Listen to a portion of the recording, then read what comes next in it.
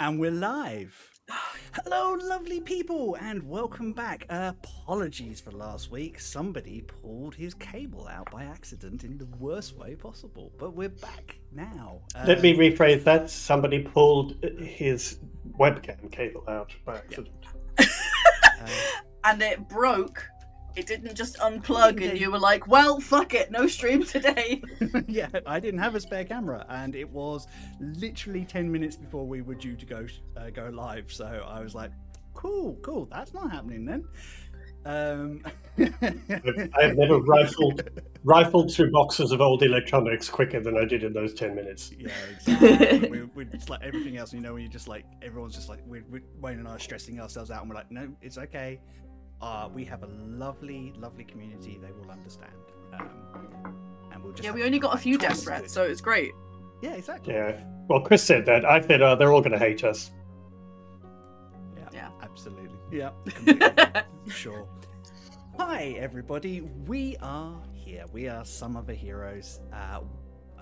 My name is Chris. I use he, him pronouns, and I have the honour and joy of being the DM and main producer for this ongoing adventure of Dungeons & Dragons set in a world of skyships and floating islands and strange magics and deep mysteries. With me are my 4 regular players, these wonderful queer dungeoneers who are all going to introduce themselves, and I'm going to start with Wayne.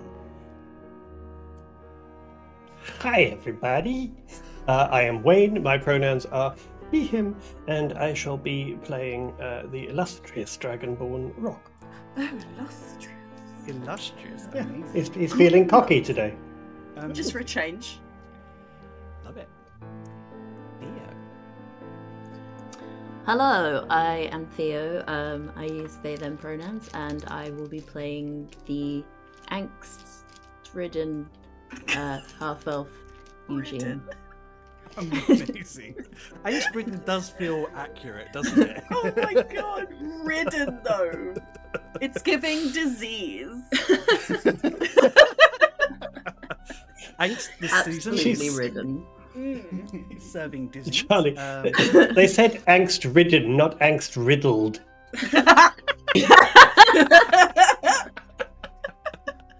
Riddled with angst. Oh, dear. Come on, clip that, please. Wonderful. Charlie, would you like to go next? Are you sure? Yeah, absolutely. Yes. Hi, I'm Charlie. I use she, her pronouns, and I am playing the plagued and infested with chaos Aisling. Oh my god. I don't even know what's going on anymore. It's going to get worse. This is great. Better.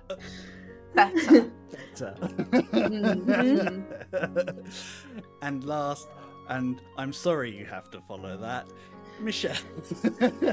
I'm Michelle. He's she, her pronouns, and today I'm playing Skier, the confused but happy to be here tiefling.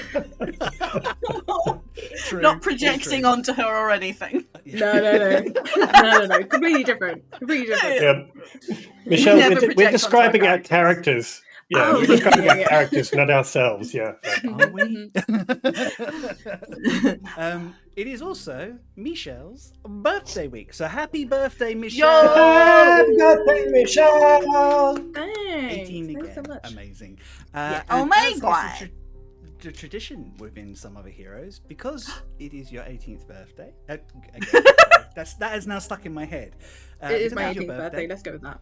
Yeah, okay, cool. Because it's your birthday again, you get to have a point of DM's inspiration to use as you Yes. will. Remind everybody, you can keep up to 3 points of inspiration. If you go over 3 points, you can gift it to one of your colleagues, or you can use it there on the next roll. Otherwise, Nice. it disappears. But Or just do some dumb shit real quick and use it up then. Yeah. Yes. Yeah. other than that, use it as you see fit. We have some shout outs and suggestions before we head into today's game. first off, we would like to shout out our friends at Dice in a Slice, because we like cake and we like Dungeons and Dragons. Yeah, it's and not a we question like anymore. Those things together. Yeah, we like those things together, and we love our friends over at Dice and Slice. They are carrying on their nautical-themed Dungeons and Dragons campaign, set in a world of mysterious gods and dark secrets, and currently exploring a similar theme to us, which just shows that the Norfolk TTRPG group have one brain cell between us. They are also looking at why elves shouldn't be allowed to isolate themselves from other people. Woohoo!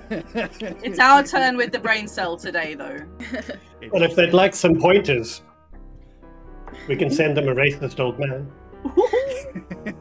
They're having a lot of fun over there. It's a really, really interesting and very cool story. I love the world that they have created. You should check them out if you are not doing so already. Next, we shout out nice, our friends, Forest of Law. Thank you for all your wonderful support, and we're really pleased to see you back out and streaming on there.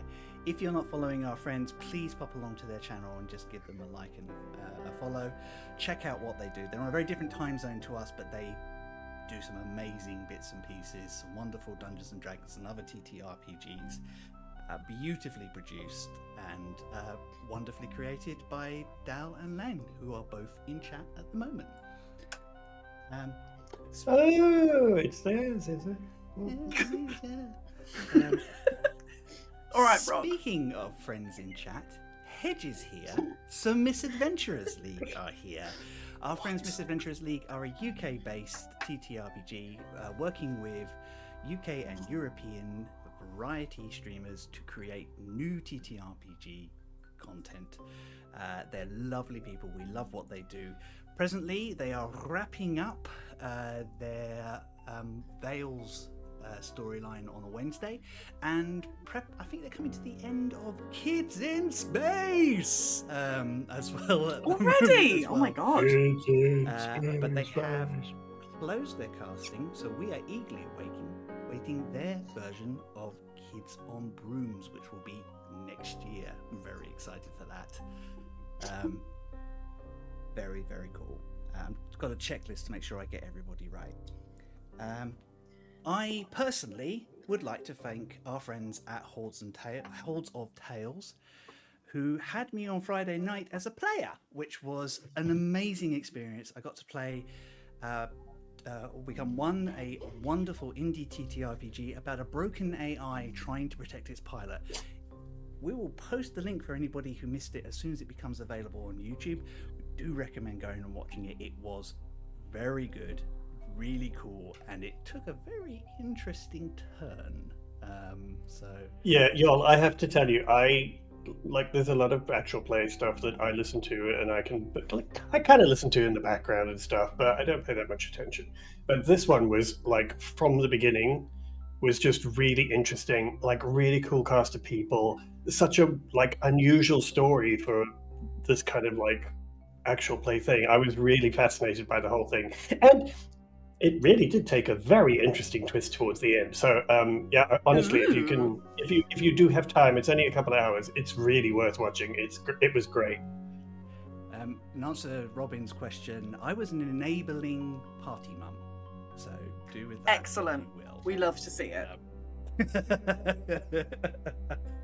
Speaking of Robin, Wayne.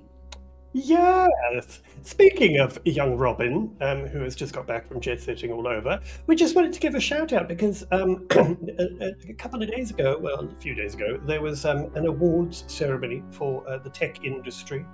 And Robin not only won for the Games Development Award, but then was awarded the kind of whole shebang award, and actually was awarded the award of the whole night. For her work that she does with all of the tech stuff and with her fantastic Fairer games. So you just wanted to give her a shout out because Robin has obviously guested with us on our Halloween special and various other talk show bits that we've done, and we just wanted to say congratulations and well deserved because we know how hard Robin has worked for years on putting together what she has done. So shout out to Robin, and please do go and support Fairer Games. Pre-order the game. 100%. Put it in honestly, your Steam it's wish super list. cool. Steam wish list brew S. Yeah. Yes. Do it. And also Yeah, follow do so. Robin because she's a total babe. Love you. She really is cool, and we are very proud of you and so psyched for the recognition that you rightfully deserve. And we. I mean, hope it's a little bit extra to win the Games Development Award and then go and win the whole big evening. And then fuck off to Helsinki for a giant conference. Like... And then go to Helsinki, sweetie.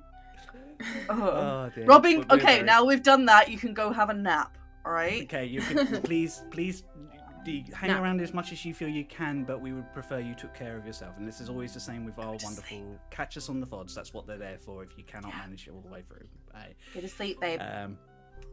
we love you. We love having you here, but we want you to take care of yourselves first. But we want you to fuck off and go to sleep. So We love you, like we often tell our cast. We love you and we love having you here, but we'd rather you didn't work yourselves till you died. So get some sleep. What a wild concept. no. I feel like that was pointed at me. Don't know what you mean. These cameras are very misleading. Yeah, don't know what you mean. I mean, Wayne is not really one to talk at the moment. So Anyway, enough of the shout out. Interesting. Tell me more. Final, oh my god. final shout out is for ourselves today.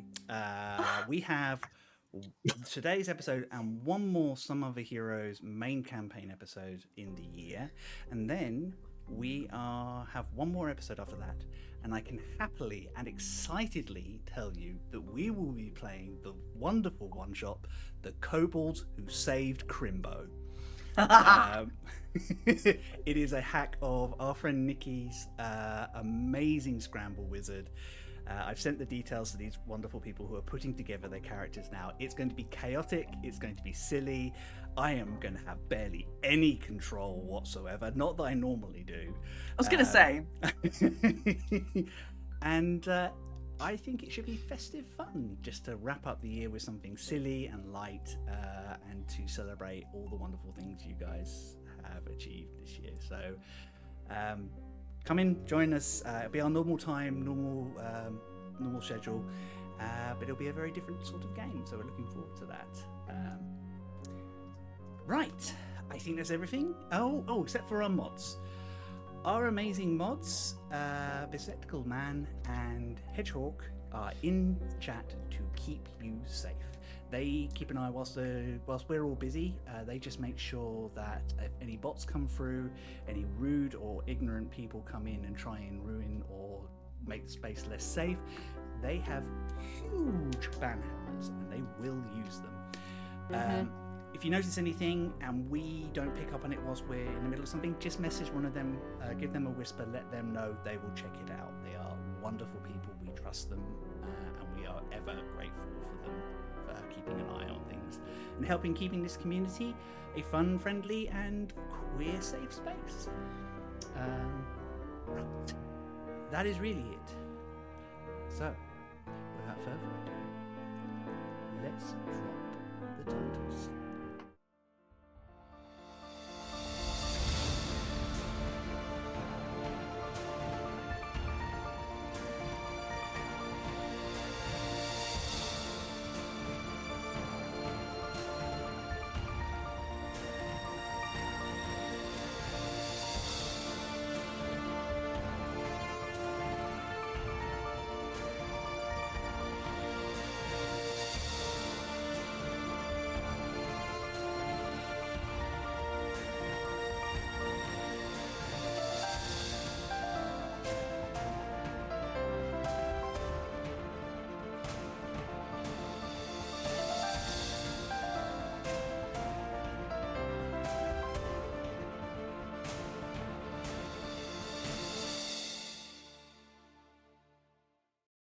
Off a goat into a tennis ball?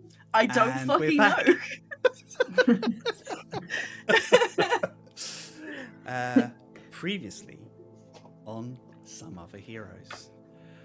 Paths Chosen, our four friends are deep within the ways, the Temple of Stone, with the architect of the temple, Lathil Zilman, Eugene's great-grandfather, the purebred moon elf of graviturgical skill.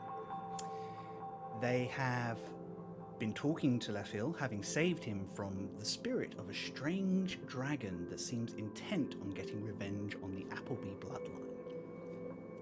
And they have found out much more about the history and the events around the beginning of the Scattered Lands. Lafil has asked them a lot of questions in turn, and begrudgingly has agreed to assist them in completing the ritual, or I should say rather, he's enlisted their aid with what he was trying to do anyway, but amended it slightly. You have all been given an opportunity to rest and relax, so it's up to you whether you want to take a short rest or whether you wish to push and go for a long rest. I'm good with a short, but then again, You are a warlock. So I'm also good with a short rest, but I can burn a few short rest dice, I guess. how are you feeling, Skier? I was just like, yeah, I'll do the same. I can short rest. I'm out, but I'm good. It's just bruises now. Sure. Yeah, no, I'm good. I'm good. Blood everywhere. It's dried. Okay. It's fine. It's just scabs. It's just scabs, right? It's fine. In which case, if you do not need anything more than that, I shall arrange some food for us and some drinks, and then we will proceed. I take it that you were given the opportunity to... you were given the opportunity to investigate the original ritual that starts all this. yes. I feel like we all immediately look at Eugene. Yeah, totally. Like, intelligence. And my understanding is my great-grandson Ashling and Rock are ritual casters. Skier, your magic lays elsewhere. Is that right? I mean, I can. I don't. It's not. I mean, I don't have to, but I can. Yes. It may be. The ways are unstable, and they have been for some time. Something to do with there not being a guardian of the ways to guide it. We will run a risk of drawing spirits and memories. So during that time, if you would please, Skier, it would be advisable if you could take the point on keeping them off of whoever's on the magical circle. Sure thing, I can do that. And to be aware, I calculate this could take up to 36 hours. We will reduce it with magic as much as we possibly can, but I do not see it lasting any less than 12 hours, even with spells. So many hours. So just a quick question. I'm sorry. What if one of us has to take a break from the casting part? Would that just slow it down, or is that going to like break the whole thing? Or like, what if Skier needs help? Or yeah, like what exactly? How does it? Just in case. One of us needs to stay within the circle at any point in time. If more of us are there, it is more focused and more stable. But as long as one person is there, the circle should hold. Okay, good. No, that's good. If for any reason we are all drawn out of the circle, the ritual will break and we will have to start again. Oh. Rox just immediately look at Skier and just be like, don't let that happen. No, it's fine. It's fine. Unless it will not be on your own, Skier. Unless this idiot starts growing weeds out of his face, okay? Wheat? Okay. Okay. Never mind. Wheat She's and over ghosts. dramatic. I don't know why people get so dramatic about things. She's just being silly. Not Anyway, fucking carry on. taking scale. So, ritual, I believe if you've undertaken and prepared one, you must have a version of the ritual probably given to you by the Allcaster.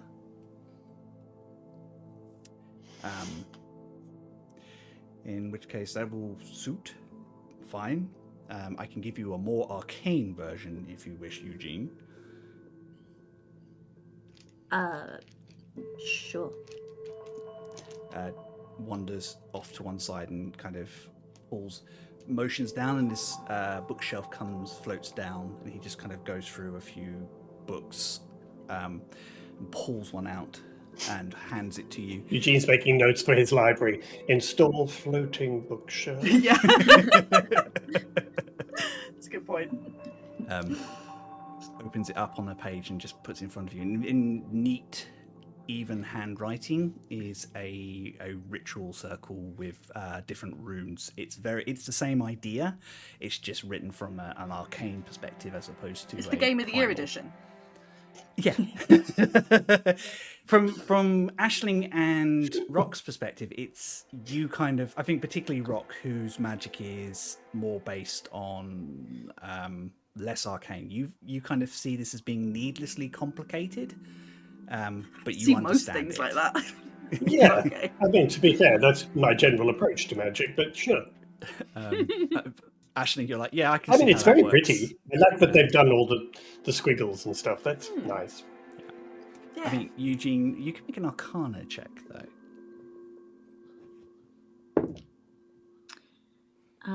27. 27.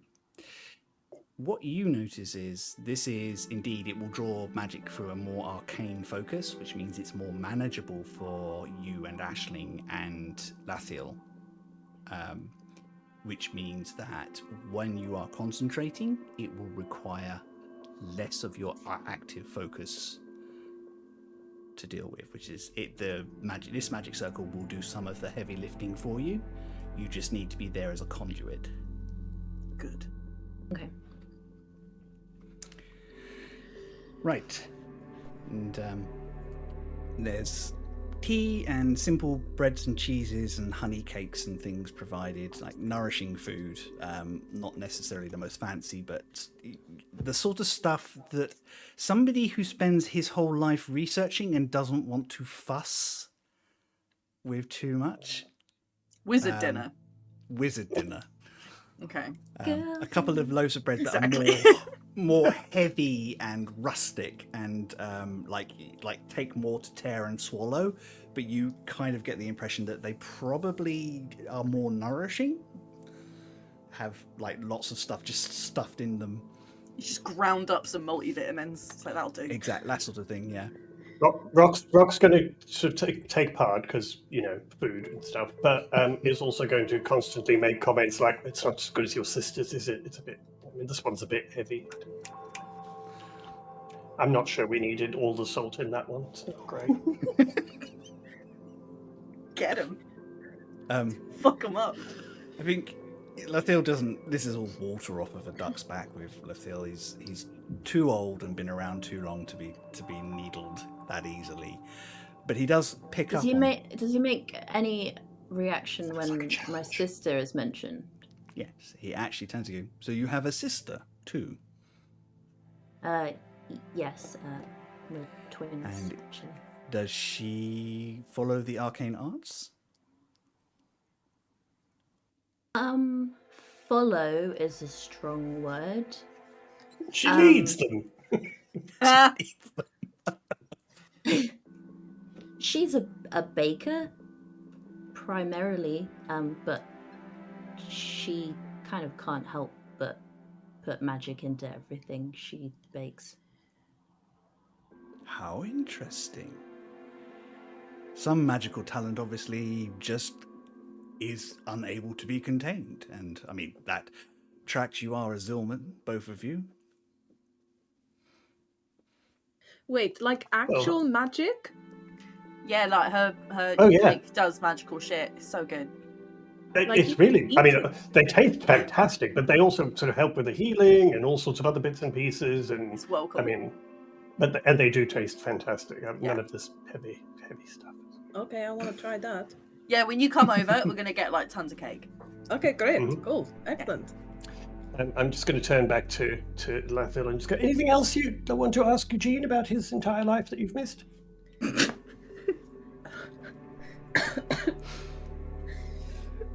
Not really. I'm sure anything that is of necessary, Eugene will impart in time. Oh, Satan. I can see before me a capable and ambitious young wizard who is doing fine and doesn't need my interference. Ha! Fine. Oh, God, that almost... I'm going to say to Aisling, obviously loud enough for everyone to hear, gosh, that almost sounded like a compliment. No, it didn't. It sounded shit. You do know that I'm right here. You were talking about me like I'm not right here. Oh, no, I'm fully aware that you're right there, just making sure that everyone else is aware. So, Mr. Zillman, you said I wouldn't be fighting alone, huh? Any of us who are not actively resting can support you, though the more magic we use, the less we have to add to the ritual. Also, 36 hours is a long time. I mean, So long. So yes. Well, immediately I will be able to reduce it to 27 hours by accessing my largest circle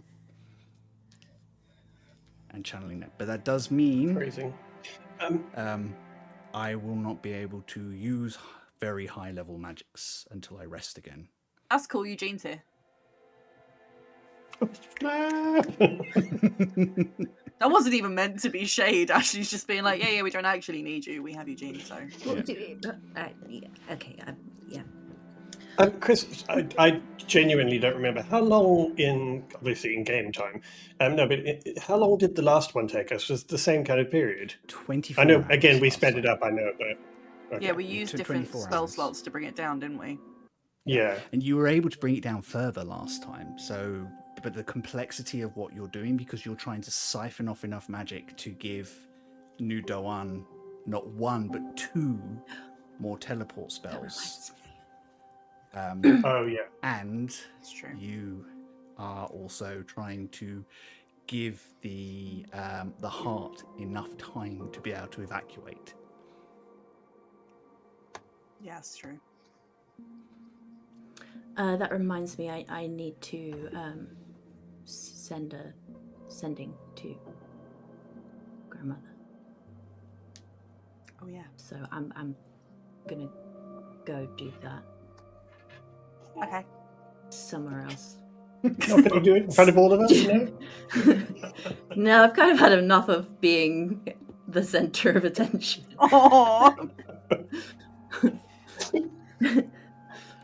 That's fine. Rock Eugene will will gladly just- take that pedestal.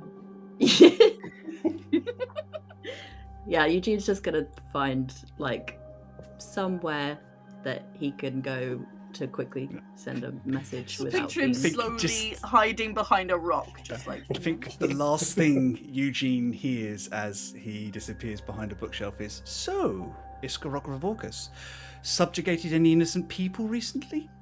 Oh my god, Eugene, You run! know what? I might just not come back. Just go. Dimension door. Yeah. I'm out. Just blink, gone. That's amazing. I think Rock is literally just going to look at him, like that. What would you like to send to your family? Please help. Get me the fuck out of Please. here. What's that for? I'm going to send the message to my grandmother as she is on the council. And her 25 words. Okay. Found Lathil and the temple. About to begin ritual to stabilize flow of magic. New Doan will be left enough power to move twice.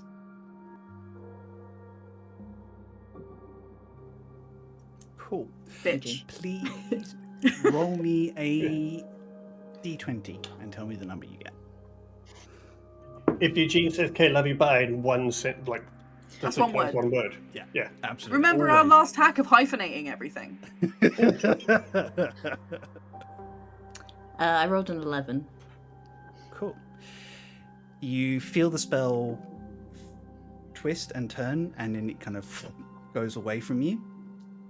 You recognize that you are sending across different realms, so it is more difficult to do, but you are fairly convinced it landed, and then you get a reply.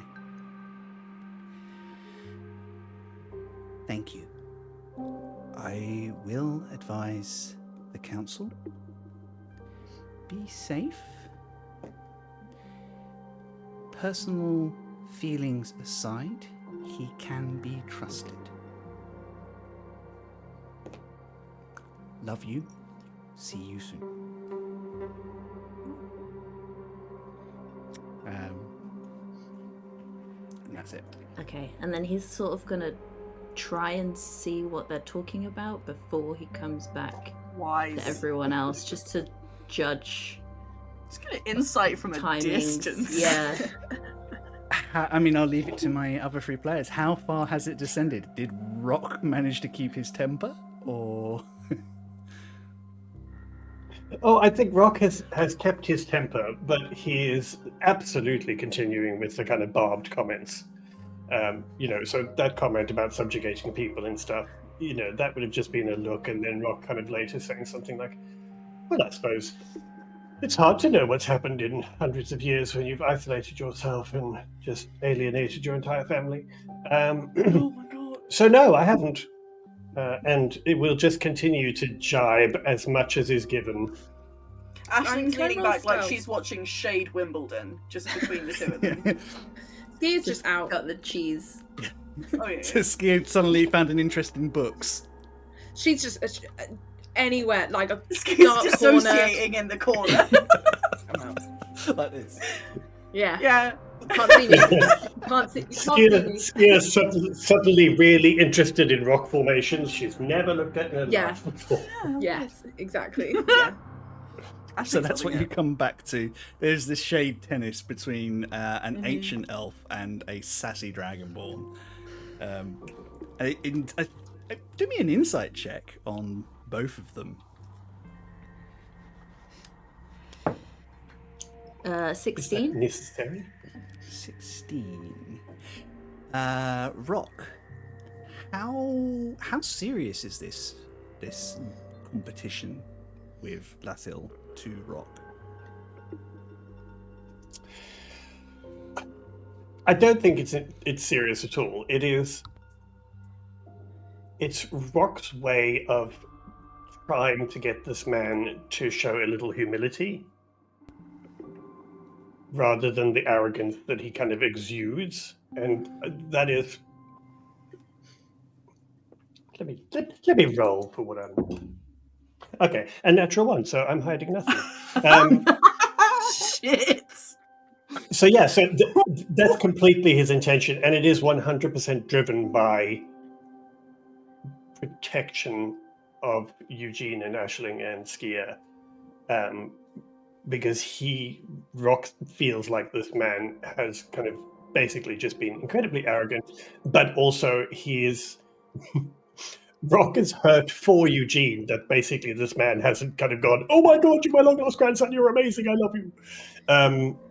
So, anything that Rock says is very much just about this idea of putting this man in his place a little bit, because he doesn't like the fact that he has been so rude largely to Eugene, but just in general.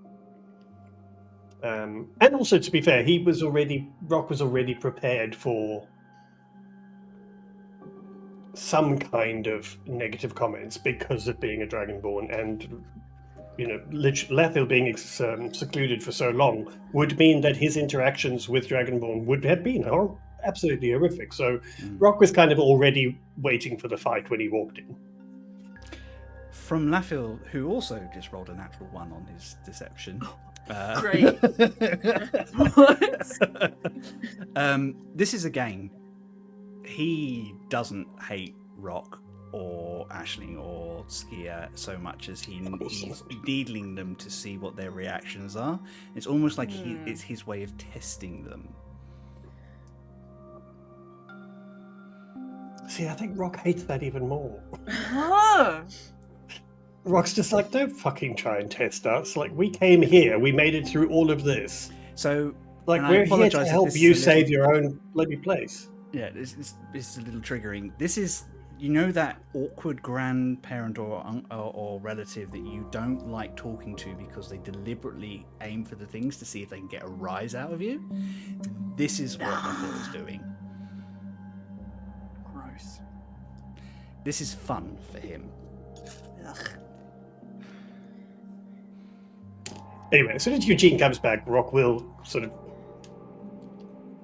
zip it a little bit and just kind of let the awkwardness hang in the air like a bad smell. Did you get your message? Everything all right, Eugene? Yes, I spoke to grandmother. She said she's going to discuss with the council. Do we need to wait for the council to say anything? Oh. Or can we go ahead and do what we need to do? No, I think we can just go ahead.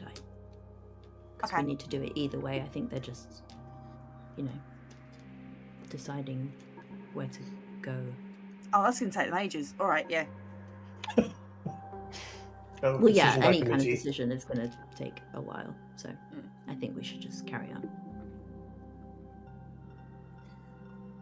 Well, if you are all ready and have had your repast, almost. Aisling can very quickly before they. Whilst she's doing that, Aisling is just gonna if she can take Rock aside just very quickly, if that's something she could do. Yeah, I mean, I'm sure while we're moving and stuff, we can just grab a. Yeah. All right, cool. I'll just be like, yeah, Rock. Hey, right, you need to fucking promise me that if you feel weird, you have to tell one of us. I'm not. There's been no Vine Lords. You are at just as much risk of something happening as I am here. Well, so I'm more likely to tell someone if I've got something dodgy happening, aren't I? That's true. You don't shut up when something's wrong. No, exactly. I was very quick to share that I've got a demon in my brain, and you said fuck all when you were dying. So I'm gonna. I didn't know I was dying. We've had this conversation. I did anyway. Rock. I will tell you if I don't feel well or whatever, but I'm perfectly fine. No, you got a promise. I promise. She's gonna proper look at him. Can I incite that promise? Of course. Just means business. Okay, that's 26. Yeah, I mean, Rock is looking you straight in the eye and is very serious about the fact that if he feels like something is going wrong or feels ill again or whatever, he will tell you. I think with a 26, is Rock worried about this?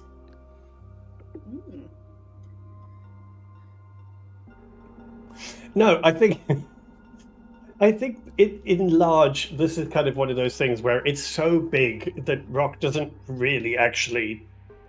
He's kind of compartmentalized that. It's so big to think about, like, what happens if this doesn't go well, the actual spell and the ritual and everything, that for him it's like, it's just something we have to do now. We have to sit here for a while and do this thing. That's it. Like, he's completely compartmentalized the gravity of the situation. So he is worried, but it's very much a like, yes, that's something to worry about if it goes wrong. For now, we have to sit here for 36 hours, try not to die, and do this thing. That's it. That's all he's thinking. Okay. Right. Okay, so I mean, as it, promise. I promise. I promise. Okay. Oh, and I need to have a word with Skier. And Rox then go over and grab Skier.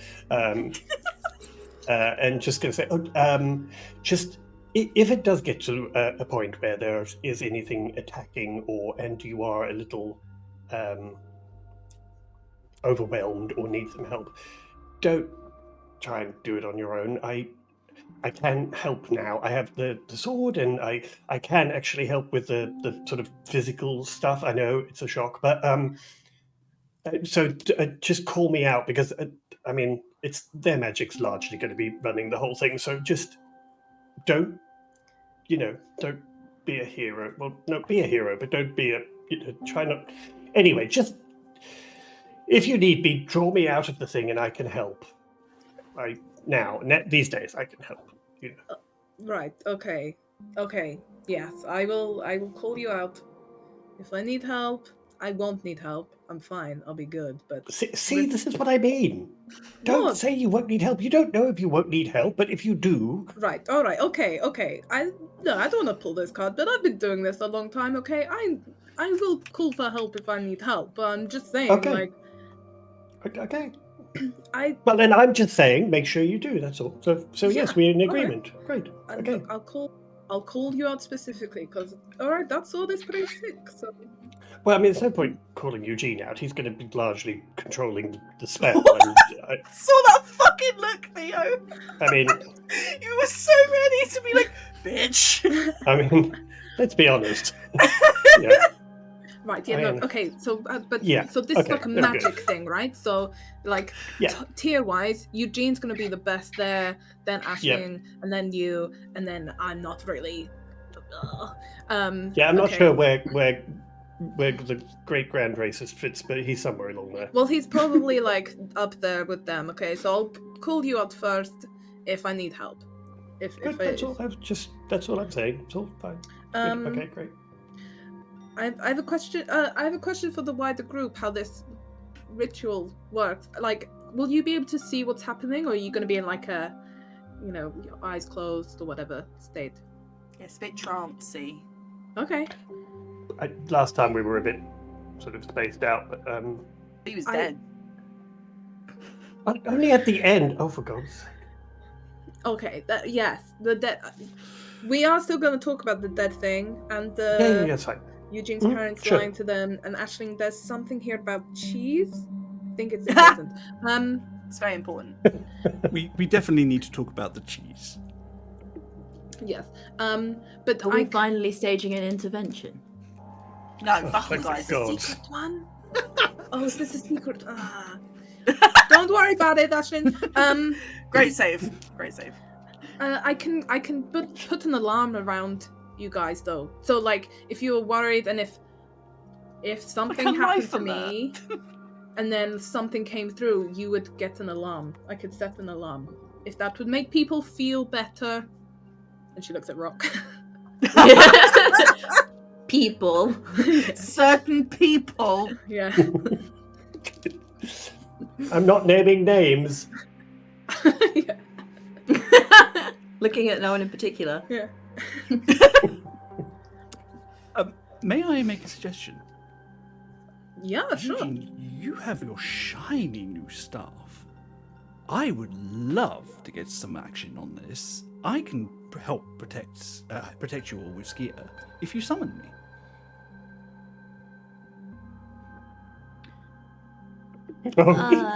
Can we all hear this? He's group chatting. In the group chat? Alright, cool. Oh, Rox loves this idea. Oh yeah, right. Make sure you summon him right next to your great-grandfather. Is that a good idea? Yes. Oh God, yeah, it'd be hilarious. Funny idea. So by default, a good idea. Okay, what now? Before we start, or don't... just in case of emergency? Well, I mean, stand you around, need to be doing it. I mean, the spell lasts. It does I think it lasts hours? I don't know. And you can concentrate on two things at once. So maybe when you step into the circle. Right, got you. Okay. And I can stay around for the first couple of hours and make sure Skier's got some additional muscle. Great, and we can chat and hang out. That would be great. I would. Oh yeah, Skier's not met Alabaster yet. No. Just a voice in her head. Yep. Oh, you're in for a treat, Skier. She just thinks of Alabaster as a tiny little voice in Ashley's head. Oops. Alright, that's a good plan. I like it. Okay. The only thing is that is quite a large spell. Would it not be better for me to put that energy into the ritual? Oh yes, that spell slot may be better used to maintain the spell. It's up to you, Eugene. It's your magic. Yeah. Okay, well, let's see where we're at and how long it's going to take. If anyone starts shit, then it's you there as a got him. backup. And I'll cast Alarm because it lasts 8 hours. So then, if something sets that off, maybe that can be your thing. Like, quick summon Alabaster. It's a good idea. Yes. Yeah? Okay, cool. Good thinking. Thanks. I know what I'm doing. All right, are we all ready now? Yes, I some people are think so sensitive today. Let's just get it on with. He walks to an outer wall and draws a rune in the air, and a door sort of ripples into existence there. And he turns the handle, and you walk out onto the same platform where you fought the dragon. A sort of echoing, distant light off in the sort of smoky, nebulous distance. But other than that, the light is very low. He wanders to roughly where you found him asleep, waiting for you all to join him.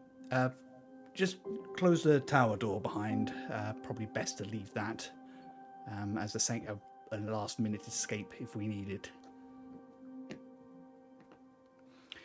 Is it like a normal door? Can we just close it like a normal door? Or is it a magic door? You can just close it like a normal door. Skier just closes it. It just closes, and as soon as it does, you see it go and disappear. He wanders... How do we get out of it if it's disappeared? I'll open it again. What if you're dead? What if you're... What she said. Better hope I don't die then. Oh, fuck's sake. Well, there goes that plan. Oh my god. He walks over to the edge of roughly where he was laying, and he pulls out I think a few devices, like a horn, which looks like it's made from a deep ebony stone, a feather, which looks like it has a burning light of its own, and a what you think is a bottle until you realise it's got a storm in it. And he casts an incantation, and there's a sound, and stones pull in from all over, doubling the size of the platform. And in the middle is a familiar looking plinth with a ritual circle around the outer edge and runes written into a metal base. Eugene, Aisling, and Rock recognize the interface for the temple. Skier, you've not seen these before. I think Rock will just kind of say to Skier, "Oh, this is like the other temple we were in. It's the same kind of thing." Okay, so okay, great. So you know what? Aisling definitely feels. I think it's a good thing. Weird. Okay. He wanders up to the plinth, and he just taps it with his staff. All right, wake up. Let's get this over with. And a image appears in the middle of it, an image of Lafil Zilman, which folds its arms and looks at him. Oh, so you want my help now, do you? Oh, for God's sake. There's two of them. Fucking hell. Yes, What's well, worse than one obstinate old man? two obstinate old man, and one of them controlling your machine. Oh, wow. And they're arguing with each other. It's Boomer Siri. Rock's just quietly next to Ashley going, of course, he would have created an image of himself to be in charge. Oh, for once, this was nothing to do with me. This was Adsi's idea. Is that just you, but with a different nickname? No. Adsi the builder. Right. We need to manipulate the energy flow to the temple, and I am enough to override what we need to do. You are going to help these people as well, and you're not going to argue with me about it this time. And what's the protocol, Danger? Why would I do that? Everything is stable at the moment. Nudoan has what it needs.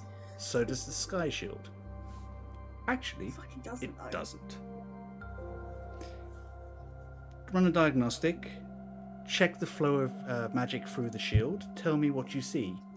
And the other version of himself kind of looks away for a second. And then looks angry, like he doesn't like being wrong.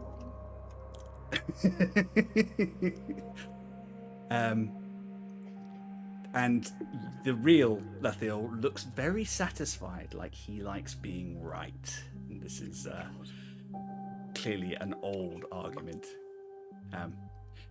Very well, we will enter protocol, and you can set up the ritual, and I will help you transfer energy.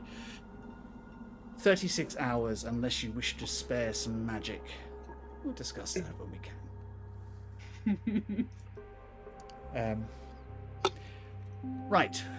That was the tough bit for me, at any rate. Would you like to help me set up the ritual circle, please, Eugene? Oh, yes, of course. You guys watch as Lathiel and Eugene start he hands you some very fine chalk, some stuff that you recognise as being... Actually, maybe a history check. 24. It's one of those weird things where you're kind of like, this is just chalk, and then you kind of look at it and the pigment is finer and more refined, and you kind of get the impression that this is a chalk that's probably not made in the scattered lands. So this chalk is ancient, probably pre-ascension.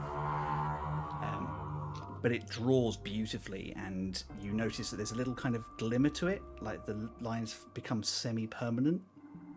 It's like a glitter gel pen. Eugene's definitely going to put that in his pocket when they're finished. Oh yeah.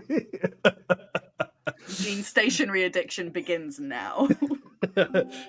Now? I knew there was a secret klepto in there. He's been helping himself to the Zillman family stationery for about a month now, hasn't he? Hell yeah.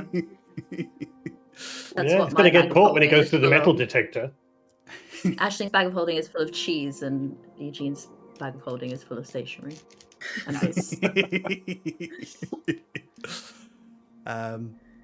the two of them work very quickly. I'd like you to make an Arcana check. It's not high DC because you've already seen what you need to see. You're quite sharp with these things. 18. 18? Yeah. Very quickly. It's like imperceivably quick with like writing these runes down and drawing these circles very precisely.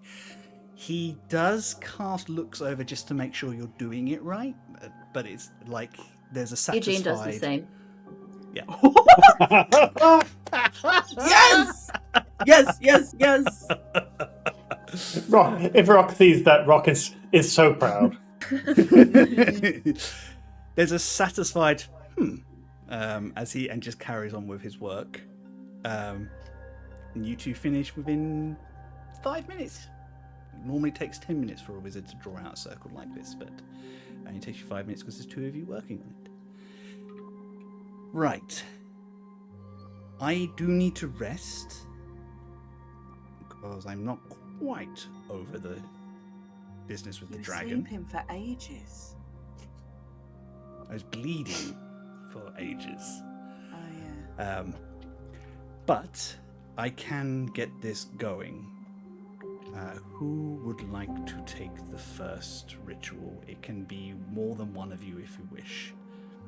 That's it.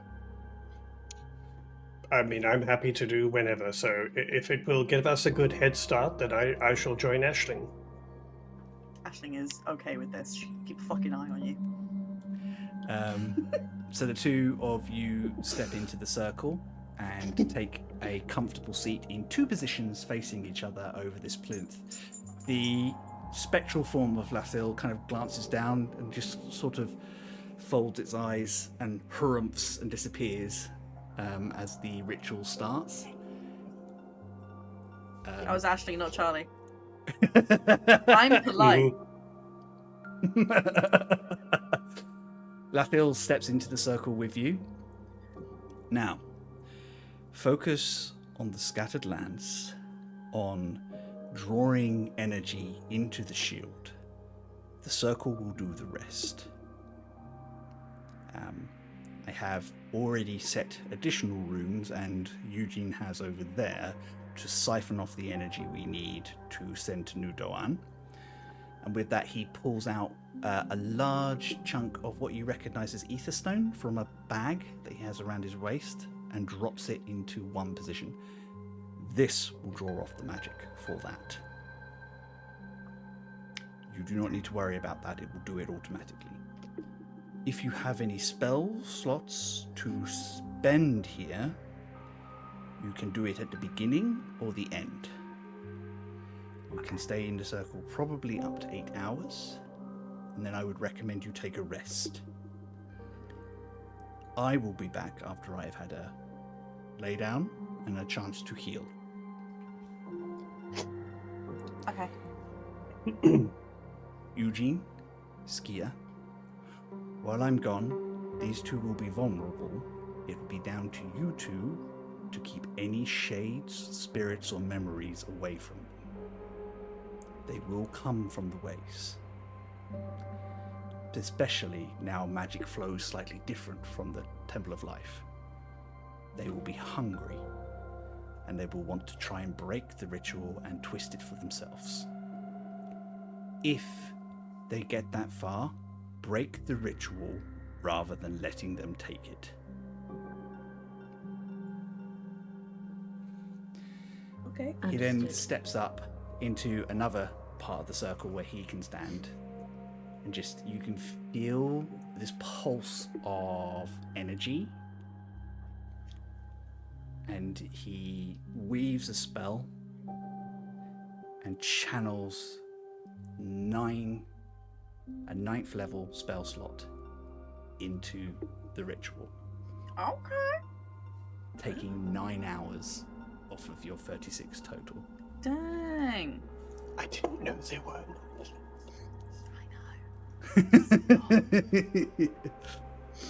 Can Aisling very quickly have a wee chat with Alabaster just in the private chat? Hello. Can you help me focus like you did before? Oh yes, absolutely. There's too Okay. much at stake for us to kind of lose. Ooh, what's that? I'm kidding. I'm kidding. And I'm gonna get really bored, and I get distracted when I get bored. So if you could help me pay attention, that'd be great. Oh, from what the grumpy old man said, this circle was going to do the most lifting on the magic side. So all Yeah, we which need is to do why I'm sit gonna here. get bored. Yep. We could tell ourselves stories. All right, cool. Yeah. That'd be Yeah. good. Brilliant. Nice. Thank you. Like that. Good. And we're not alone this time. We can't break the circle and we need to concentrate, but we can talk to Rock. Although Yeah, that's Rock true. is very distracted without wine. Have you noticed that? Put that on the list of interventions. So good. Turns out, Alabaster's the most together person in this party. Oh shit. Yeah. Oh damn. Well, and Skia, apart from her And Skia, knife yeah. fetish, but you know. Yeah. Yeah. Don't judge. Yeah, exactly. We don't kink shame here. We've gone over this. Oh, sure, but my wine's a problem. Yeah, well.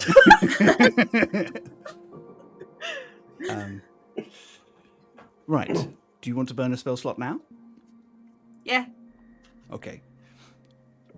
Concentrate. I'm kidding. Just push. It's funny. Okay. Cos Warlock, is it all or nothing for my spell slots? Is it like first? It is or fifth? always all or nothing from your Warlock spell slot. So I think you're up to 5th level on that side, aren't you? I am, yeah. I'll use one of my 5th level then. Cool. To caveat, each cycle you sit through, you can use one spell slot of your choice. Cool. Lathil kind of glances over as he feels the magic join the spell. Interesting. Someone is very near the edge of harrowing herself. Fuck. No. Wait, I don't have to do one, do I? I don't know what they do at those schools these days. In any case, well I've done. never been to school. Oh boy. Iskarok Ravocus of Clan Ravocus. You step into the circle, you feel this magic and the hum in the distance of the song of creation. Normally a quiet dirge in the background. Here, as before, it's louder, more vigorous. You can hear thousands of voices in that song, and it's just on the edge of your hearing. But you know, deep down in your draconic touch soul, that is the song of dragons across the multiverse, breathing new life into creation.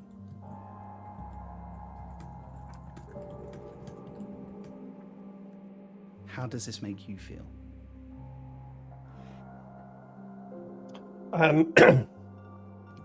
I think it makes Rock feel incredibly connected and like much more calm and properly at peace than I think anyone ever sees him. And I think it is literally like just a moment of complete zoning into sort of bliss for him. Amazing. Do you use a spell slot? Yes, I will. I unfortunately have used my 5th level spell slot, so I will use a 4th level spell slot. You are down to 18 hours. Nice. Lathil feels the energy and the hum of your magic, and I think he gives you a look which you probably find hard to read initially.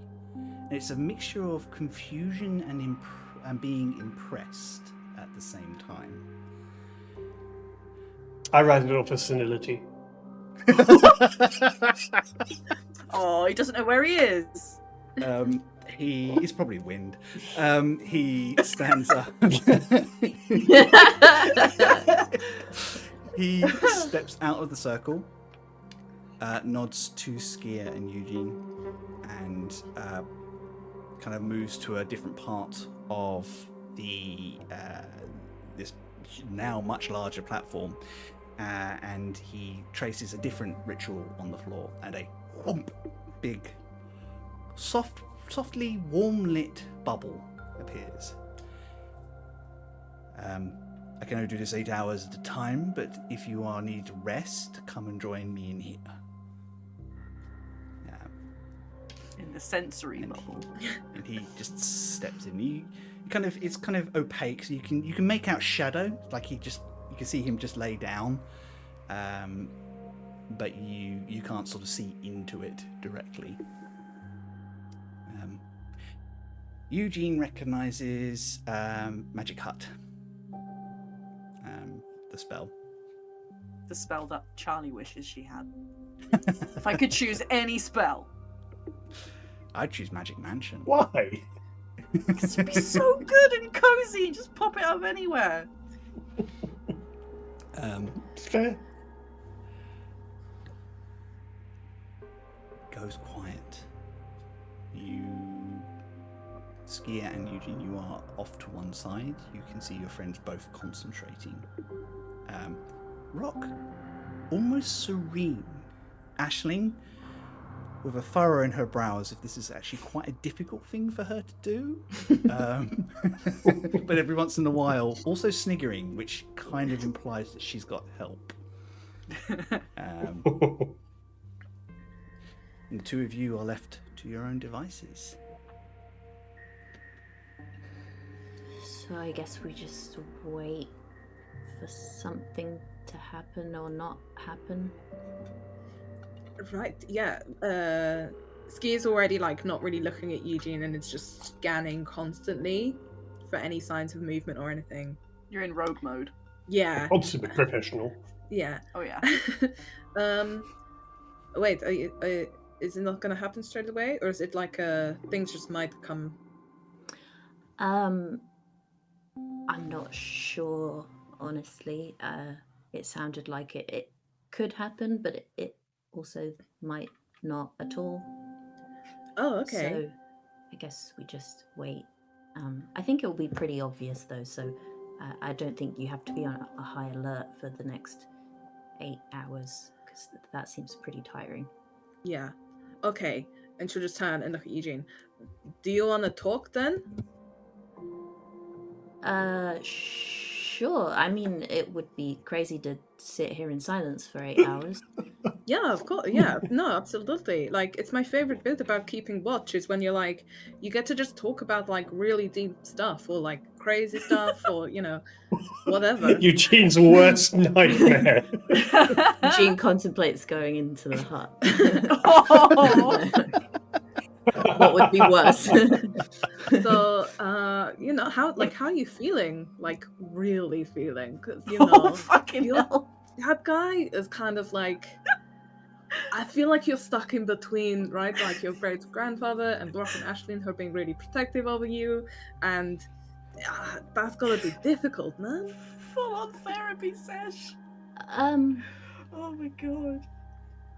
Yeah, honestly, I was kind of expecting him to be like that, so it doesn't really bother me too much. He kind of reminds me of my dad in a way, actually. Oh, really? Wait, your dad is like that? In what Kind way? of. Just, you know, that kind of man who lets their ego get in the way of, well, everything. I work in the Empire. Yeah, I get it. Okay. Yeah. So you don't really get along with your dad, or? I mean, yeah, we do now. It wasn't always easy, honestly. He's not a bad guy. He's a really good guy, actually. He's a hero and stuff. Yeah.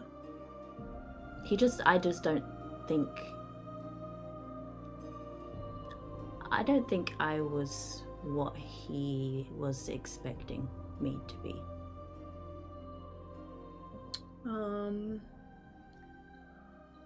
I see. Like, he really wanted me to be like him, I guess. And I think he kind of assumed that that's what I wanted too, but he never really listened when I tried to tell him that I didn't want to be a fighter and that I'd rather be reading a book. I see. And then, so I started learning magic in secret, and then he found out I was learning magic in secret, and then he was really mad about that because, well, I guess he felt bad, and he felt like I'd been keeping a secret from him. But the truth is that I tried to tell him plenty of times, but he didn't listen. I see. Well, I guess... So that's why he kind of reminds me of my dad, in that he doesn't really listen. I see. That makes sense. And, it's got to be... kind of... It might be a bit sad for him, Not that, like, he's sad that you're not a fighter, but sad that this thing he loves and is good at, he can't share with you. So I get why that would be difficult. But he seems cool, and he seemed really proud of you when we defeated an AL and all of that stuff. So yeah, I think he is proud of me now, and we do have a much better relationship, but I'm still, I don't know, it makes me kind of angry that he's proud of me, which makes no sense, really, because that's all I wanted when I was a kid, was to make him proud of me. But now that he is, I kind of resent him for it, because why does he get to feel proud now? Am I just supposed to forget all the things that he said before and all the ways that he made me feel? Maybe you can be both. You can be mad at him. But can I ask,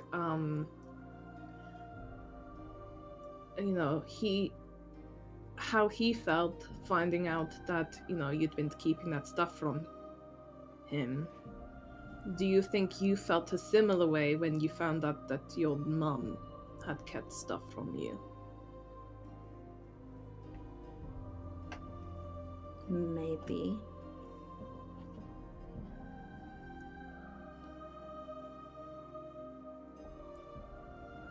I'm not mad at her. I mean, I kind of am. I get it. I understand. Well, I kind of understand. People are confusing sometimes. Yeah. People are weird. People are confusing. And again, you can be both. You can understand what she did and completely get it and still be kind of mad at her because it hurt you? Or... I don't know. I guess it just feels strange. I don't think I've ever been angry at her. And it feels weird. Like, obviously I've been annoyed at her sometimes, but I've never felt hurt by her. So I guess I just don't know what to do with that feeling. Maybe you just need to feel it. Because, the only reason it hurts is because there's love. And that's not a bad reason to hurt,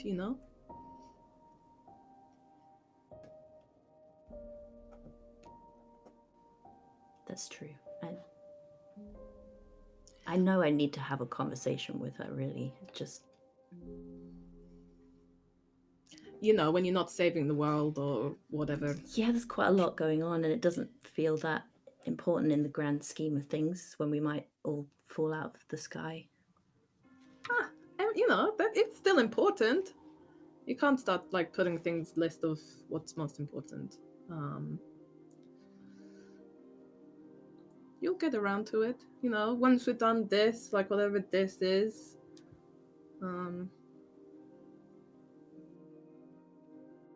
Yeah.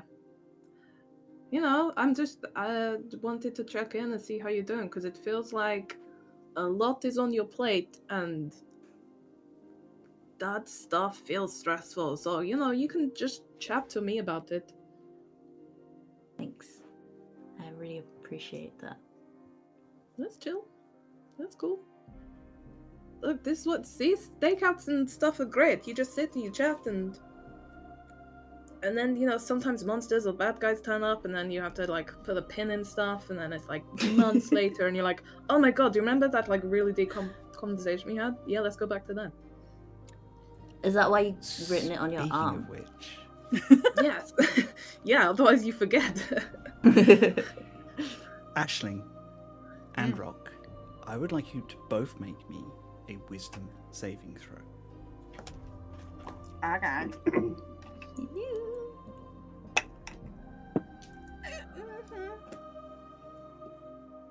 Okay. 16 for me. It's a 12. Cool. Aisling,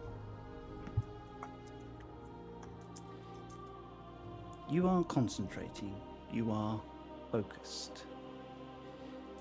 But despite even Alabaster's help, you have gone through a lot recently, and a lot is weighing on your mind. And you keep pushing it down, and pushing it down. But in this quiet moment, when you are alone, even with the gentle prodding of your demon, with nothing but yourself and your breath and this magic in front of you, your thought slips, just for a moment, to your mother and father, and to the people that chased them. Unbidden, a desire to understand rises up and call out across time and space itself. Skier and Eugene, you are having your conversation when you hear a footfall behind you. And you turn to see two figures, shadowy, barely there, one moment fading in and out. One tall, muscular, with long, long horns and digitigrade legs, and a female shape with long braids that kind of flap in and out. And they are both going, Ashley, my darling Ashley. And creeping towards the circle. You did. Can I just step in between them and pull out my Yickle like, no. I did see the stabby movements. I thought we were going there. Yeah. Get out of our way. No. She will see our child. Nope. You are just a shadowy thing. Nope. I'm afraid Ashling's not here right now, but if you'd like to leave a message. She's busy. Not disturb. They both make attacks at you. Do a 15 or a 16 hit you? A 16 does, but do they roll at disadvantage because of my cloak? Well, points. So the first one is a 15. The second one is a 17. I'll hit. So you take a total of 10 necrotic damage as these shadows try and plunge into Skier, drawing off the life force. And Eugene, where you're standing, when they do, they seem to suddenly become more corporeal for a second. Almost colour almost bleeds into them. Make me a quick Arcana check. 22. These are shadows, shades of memories. They are not the actual people who they present. They are responding to something that Aisling is thinking about. Sorry, lads. Okay. Can They're not real. They're Aisling must be thinking about something. That's Just be drawn thankful them it's here. not shadowy cheese. I have a cheese monster prepared just in case. Fuck. We need to get rid of them as soon as possible. Okay, 3. Can I attack? Can I Of course you stab? can. Yeah. Please. Get him. Let me stab. That is a 26 to hit. Will hit. And I will mark it so I get an extra D4. Amazing. Right, I can't do maths. 12 points of damage on the first one. Cool. There's a shriek, like inhuman noise that kind of echoes around you, and this thing dissipates, desperately reaching towards Aisling as it goes. Oh. Okay.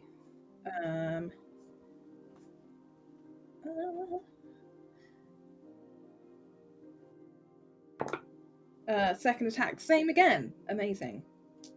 26. And 6, 7, 8. 12 points of damage. Another 12 points of damage. Again, as the larger form disappears. Not strong, but very, very determined. They start to correlate again, and this sort of rippling shadow starts to pull itself together, and you hear a from behind, and Aisling, in your head, you hear, Aisling, back on task. Yep. I'm on it. Your cheek is sore, and you look down at your hand, and you realise that Alabaster literally had to take over your body to wake you up. I want to be annoyed about that, but it was quite useful. Rock's just sitting on the other side going,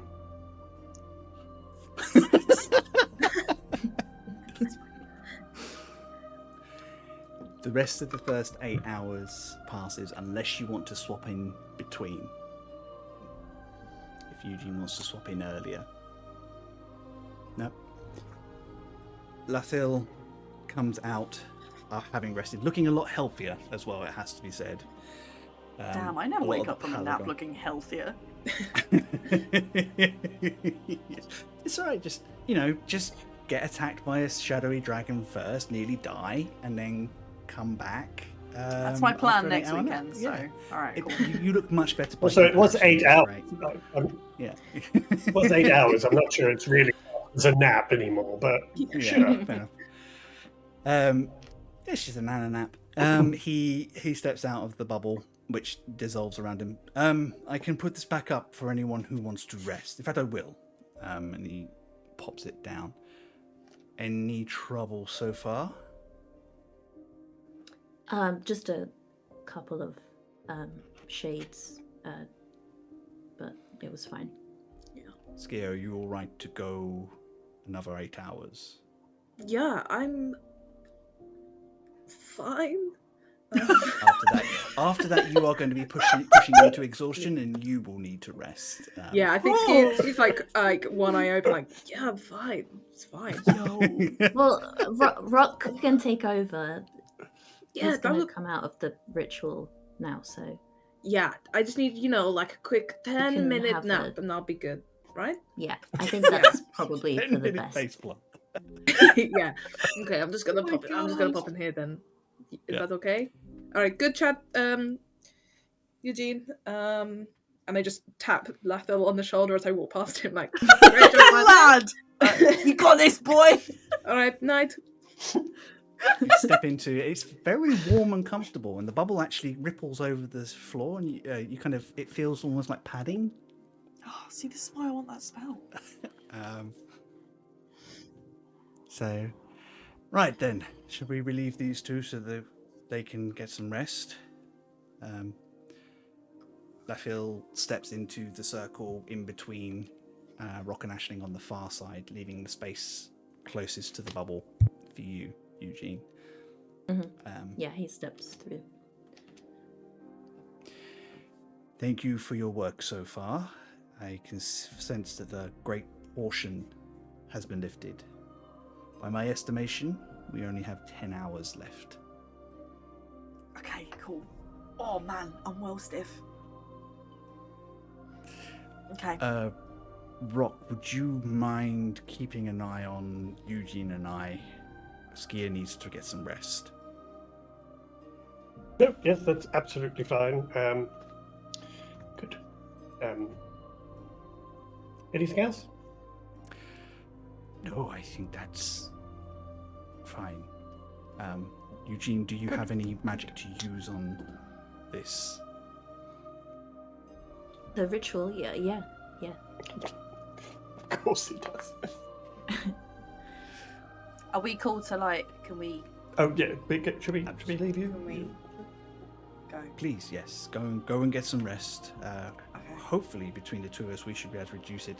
I don't think we can go lower than 4 hours, but I think we could reduce it without up to that point. Okay, Okay. good. Ashling will leave the circle then. As soon as we're outside the circle, Rock's like, "What? Why did you hit yourself in the face?" Well, I think my brain went a little bit down a different route, and Alabaster was giving me a hand. Did you get it? You dozed off. No, I didn't Actually. sleep. Didn't. I It just was got quite funny to distracted. watch, by the way. But anyway. Oh, no, she disassociated. It's far worse. Hey, right, snitch. Well, anyway, well, let's let you get some rest and keep an eye out for. I'll keep an eye out for any. I don't really know what we're keeping an eye out for, but I'll keep an eye out for them. Okay, is Skier in the bubble? I guess so. Okay, I'm gonna go in the bubble.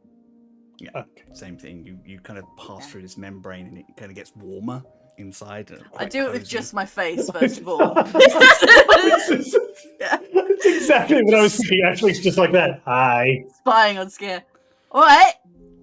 Oh, hello. Hello. It's well nice in here. Can I come Yeah, and have come a in. nap as well? Yeah, come in. It's so cozy. Okay.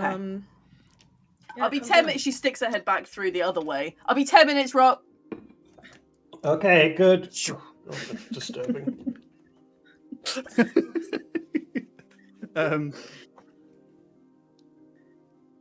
Eugene, you and Latil can pump whatever magic you need to.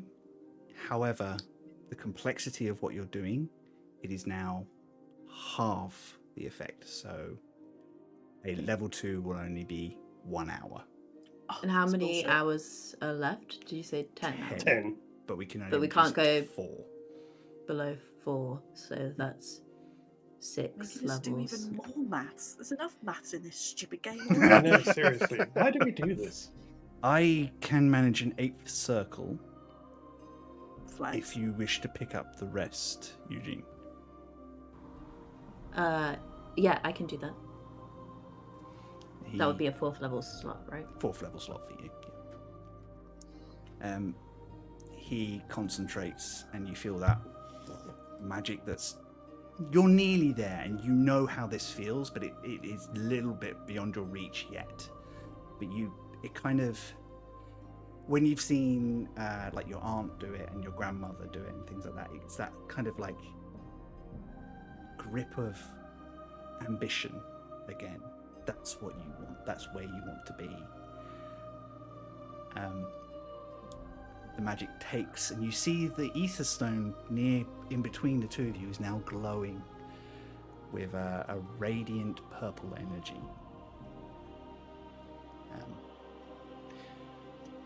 After you.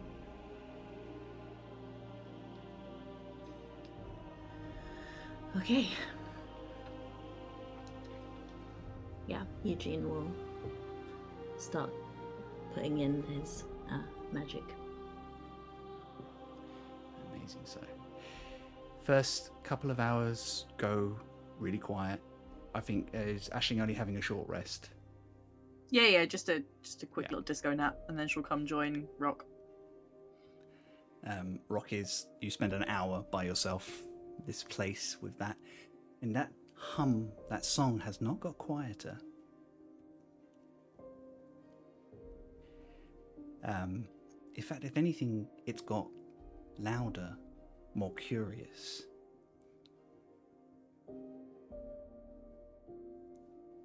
Eugene, I would like you to make a wisdom saving throw, please. All right. Famously really good at these.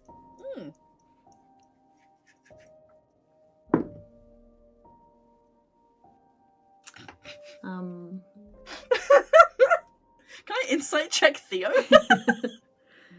Well, I rolled a 2, but that is a Excellent. 9 total. A 9 in total. Mm-hmm. I have a question for Eugene. Oh, faggot.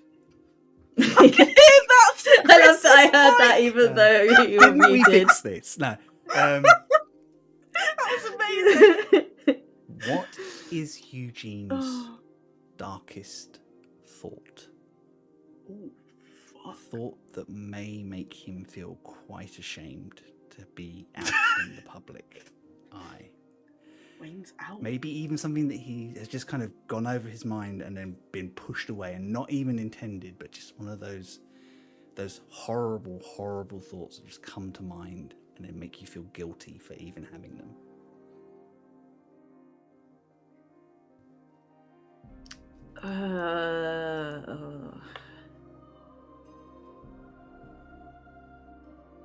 I think it is that feeling of like the attraction to power. I don't think, like, he can't help but want to become more powerful and feel good about being able to cast higher level magic, but it's like, yeah, seeing his great grandfather and his family being around spellcasters who have access to that kind of power, and like that feeling that it stirs up in him, that like desire to be powerful, and like the potential that he might make a decision that isn't necessarily the most thought out to obtain power. There is a ripple in the spell and a thought that rushes over you, and suddenly you are standing in a black obsidian room with a large dark throne with a shadowy figure sitting on it. You can make nothing out of their features, but you know that they're smiling at you. Ew. Just reach out. I will give you whatever you desire. They offer a hand, and in it is a small knife. Just plunge this into the Dragonborn's chest. Remove a piece. And this, and you can see you standing with huge flowing robes, a powerful staff in one hand, the mighty power to change reality around you, twisting at a whim, can all be yours.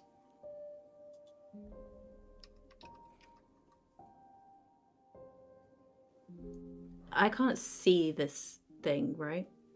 No. At all. I don't have any kind of inclination of who this is. No, it's humanoid. It's so deep in shadow on this strange black throne.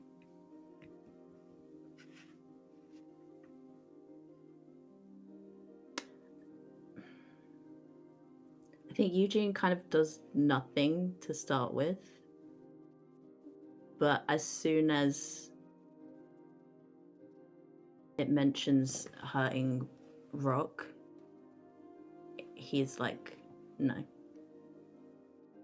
And begins to like step backwards. A pity. I so enjoyed you being on the right side of history. And the vision fades and you are back in the circle. Rock. You feel something move beneath the platform. And you instinctually step to the edge.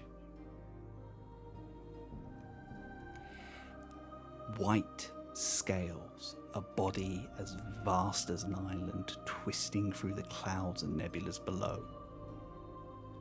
And a friendly voice, female, ancient, loving. Careful, brother. The enemy has its eye on you, and it plots even now to turn those you love against you. Take heart and know that you are on the right path. And then she dives down and you just watch these scales after scales disappear and this long tail deep into the void below.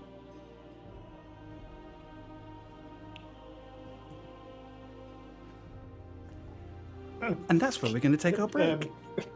Oh, lovely. Lovely. As they disappear, you just hear Rock going, "Woohoo!" So as the ones you least suspect. Yeah. It's always the quiet ones. Mm-hmm. Amazing. He was a perfectly lovely boy. He's a perfect neighbour. I love Scott's statement, by the way. Absolutely brilliant. Oh my God, that was Eugene hilarious. secretly walks into a room full of children. And it's the right size That for was a so fireball. funny.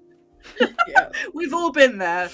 I was trying so hard to be serious because Eugene was being very serious, and then that came in. I was like, "Thank God I'm on mute." I 'Cause did. I laughed out I loud did at that. corpse. It was brilliant. All right, lovelies. We are going to have a 10-minute break. We will be back at, we'll say at 10 to 5 for the second half of this particular episode. Stretch, take a walk, use the facilities, take care of yourselves, and we'll see you very, very shortly. Love you, bye.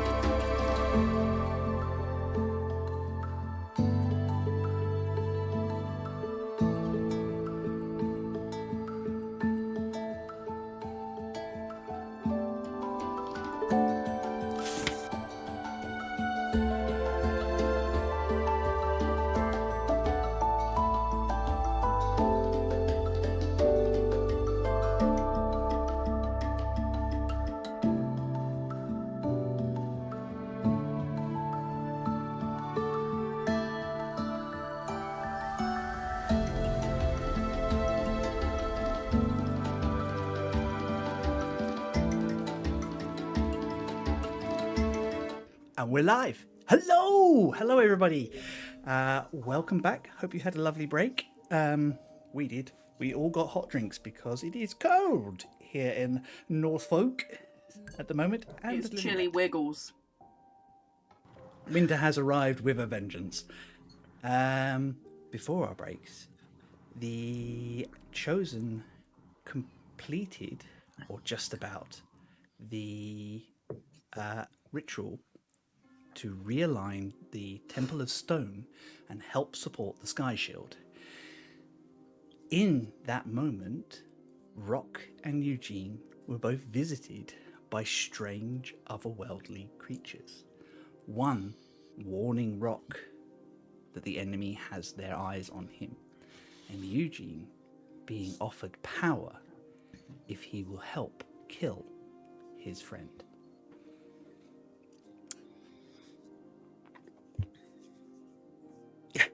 Yes and no. The rest of the 4 hours goes past.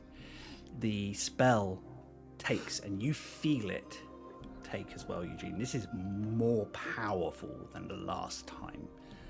A surge of energy that wafts around and actually wakes Skier up as the bubble around you goes.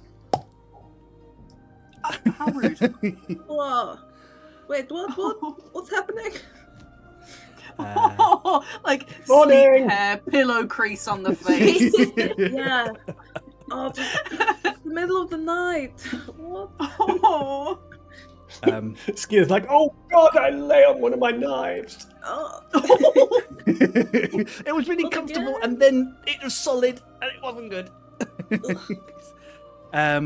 Lafille stands up as the magic circle slowly dissolves around his and Eugene's feet, and they are left standing on the normal magic circle that surrounds this.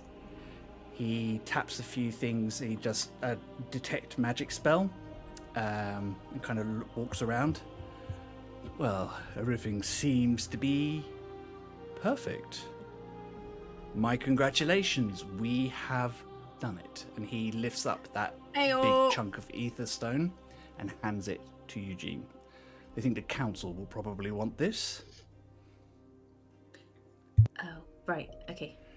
I'll give you some Oh, that's the power that'll help them Yes, quite. move. I will give them some schematics. You three might need to explain it to them slowly. They do require some time to get on board with things. But I have faith, having seen you work, that you are up to the task. Oh, that's very kind of you. Now, shall we retire to my tower? I'm sure you still got some questions, and there is, if I can offer you any assistance, I should do so to help you with your quest. You have a tower. You were in You that. were in it. He's a wizard, of course he has a tower. Oh yeah. I didn't hit you that hard. Yeah, this is just baseline. Rock's just going to kind of brush Skier's hair out of her face, be like, are you all right? You okay there? Yeah, I'm just tired. Just quick 10-minute nap. What's it been? 5 minutes? Hours, yes. Cool. Yeah, I'm awake. This is great. Do you have coffee You in have this equivalently tower? taken. He opens the door again and walks in. Right. I suggest you all have a proper rest, and then we'll reconvene here after that. Sound good? So good. So good. Poor sleepy Skier's like, Skier. great, I can get another 8 hours. Awesome. Nice. Well, she's only just had 4, right? Yeah, absolutely. Yeah. Individual rooms or singular rooms? I don't care. I'll slumber party. You probably well, want we to talk probably about want to- me. It's fine. Yeah, we would like to talk about certain things, probably, yes, including you. So, yeah, probably, I mean, as long as it's a large enough room for us, comfortable. We're on a demi-plane. It's easily done. In fact, it is done. There we go. And he... As soon as he turns like even vaguely away from me, Rock's just like that.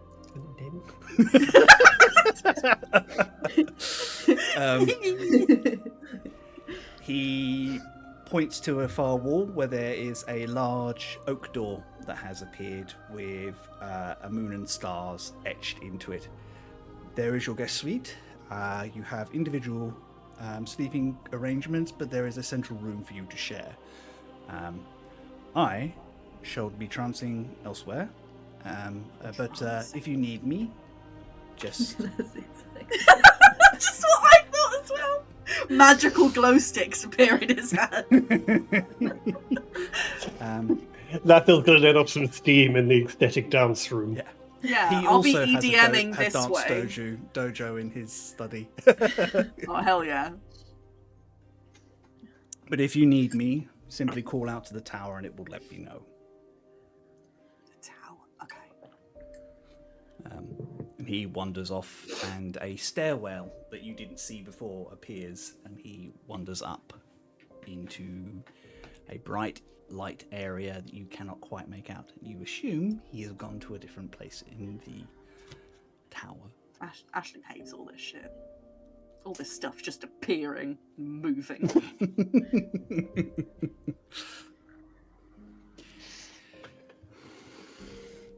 Should we retire to the, what was it called, guest suite? Yeah. Let's see what it's like. Wait, so can I just... Eugene, are you feeling okay after? Yep, fine. Everything's fine. Yeah. Okay. Good. Is it done? Have we done it? Done. Tick. Oh. This part. Yep. There's more. Okay. Well, I mean, this is just getting this one to a point where it's not going to explode, I guess, pretty much. So we've got quite a few other things to sort out. But yeah, at least at least Nudo and Canal move from twice and then never again. Sorry, Wayne. Okay. I think I'm a bit delayed. From your understanding, you now have 2 years to sort this whole problem out. Plenty of time. Great, 2 years, excellent. That's what you said. It's a 1 year thing. Yeah, it's fine. It'll be fine. Now, after the 1 year time, they went, "Oh my god, what happened? Why is he dead?" Yeah, that. Oh yeah. We got an extension on our deadline because of bereavement. Good night, everybody.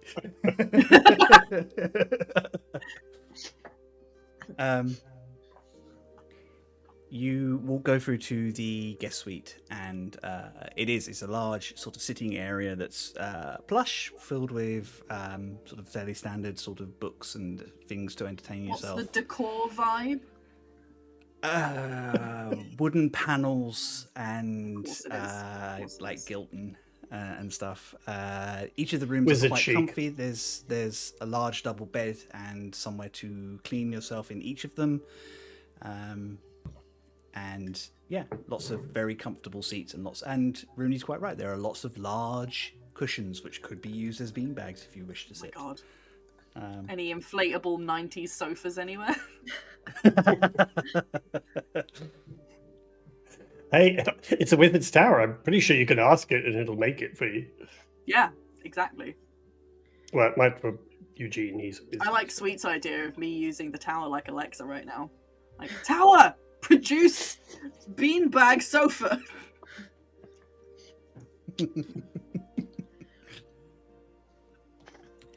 So, you have been left to your own devices.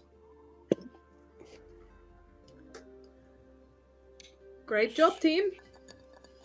Yeah, that went alright, didn't it, actually? No one died. Skia, did you have to battle anything or get rid of it? Yeah, were there spookies? There are a couple of spookies. They did stab me. It was fine. Oh. I stabbed them back Okay. and they went, so it's fine. Okay. Yeah. Understandable. Yeah, it was okay, right? Me and Eugene just hung out and chat, and then that, and yeah, it was chill. Oh, that's good. Did I miss anything? See, Aisling, no vine lords, no weird. Oh yeah, is anyone Tiny feeling things. weird? Yeah, did you get any weird things, Rock? Because I'm pretty sure I slept through a lot of our watch. Oh, so you did sleep? Well, not in that bit. Not in that Oh, bit. okay. Not when we were supposed to be concentrating. I just sort of got distracted. But when I was in the bubble, I had a nap. What happened while I was in the bubble? Was it all good? Largely uneventful, really. No, I didn't even get any spookies to attack. I was braced for battle, but apparently Skia scared them off. So, yeah. How about you, Eugene? Was it all right in there with your great grandfather? Was all went smoothly? I think Eugene just doesn't even really hear you talking to him. Like, he doesn't realize you're talking to him. He's like clearly deep in thought about something. Eugene? Huh? Yeah? You okay? Are you okay? You seemed a little far away there. Yeah, I think so. You don't sound terribly sure. Well, I think I saw something, but it's probably nothing. That's not you got to know how untrue that is now at this point. Yeah, I mean, honestly, we've been together long enough that when someone says, "I think I saw something," it's probably not nothing. So do share with the group. Definitely something. Another Waze date or anything, or no? Is this a chat room conversation? I mean, is Alabaster sent an invite code? Like, does he want to come join? He's talking in Aisling's ear, sort of thing. Oh, okay. In case Lethil doesn't hear us, I guess. I think is it Alabaster asking if he can join in? No, he's asking if you want to set up a chat room. Oh, right. A Okay. private chat. Yeah, private chat room. Yeah, that's probably a good idea, actually. Hey, Alabaster's gonna like privatize the conversation for us. Sick. Oh yes, this is the thing now. Now it's not just in Aisling's head. Now he's apparently has access to us too. I mean, not in our heads, but to connect us. It's anyway. So, Eugene, you were saying about this nothing that you saw. And your thoughts are connected. So we're just sitting there, moving our eyebrows at each other. Yeah, wiggling your eyebrows. Dungeon B. Oh yeah. Hey, we've all learned from you. Now, I'm going to preface this by saying that this might sound terrible, but I think I was propositioned by someone. Oh. It wasn't was this a Gristle fantasy?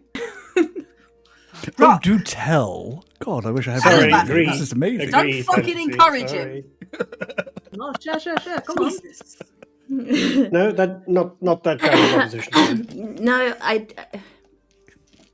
no. Oh. Well, I'm not sure who it was. I have my suspicions, I suppose. But basically, somebody...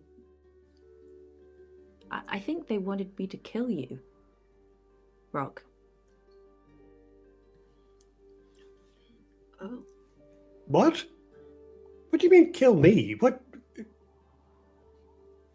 Wait, now, in the middle of this whole ceremony thing, you got like a message or something, or like? Yeah, all of a sudden I was somewhere really dark, and something offered me power in exchange for killing you. I'm going to assume that that's what they meant by stabbing you in the chest. That tends to kill people. I mean, it's generally not a positive experience. I know. But wait, who was this though? And why did they send you this message or take you? What? Why now? What? Surely this is. Oh God! It's all just.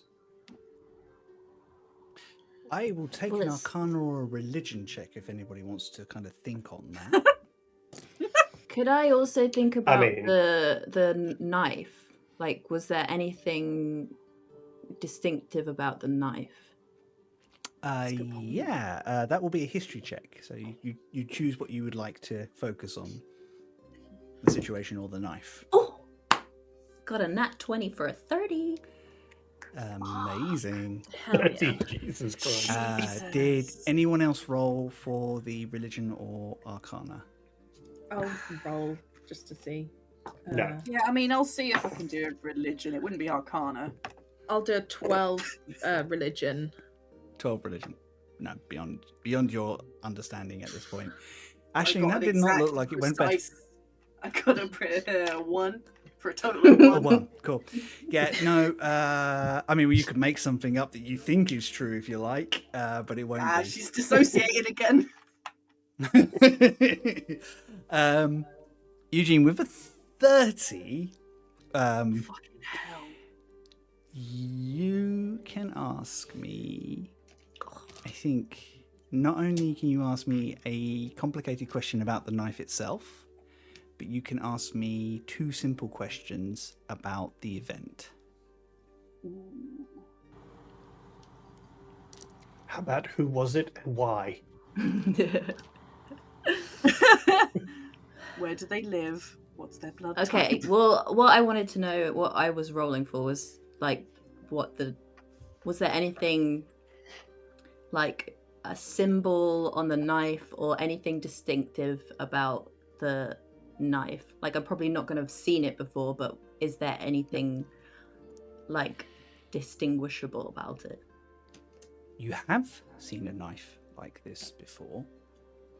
It is a particular style of knife that is popular among the draconic nobility of the Empire. Shit. Campbell has one, which you have seen a couple of times just on her person as a standard, and the other dragonborn noble who was at the party had something similar as well. With that huge number, what I will also give you is you have heard that the Emperor sits on an ebony throne.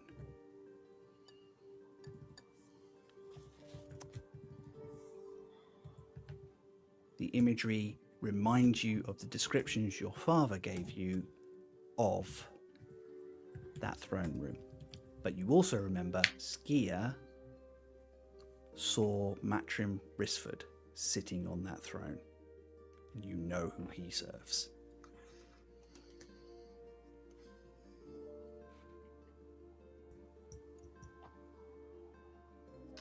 Okay.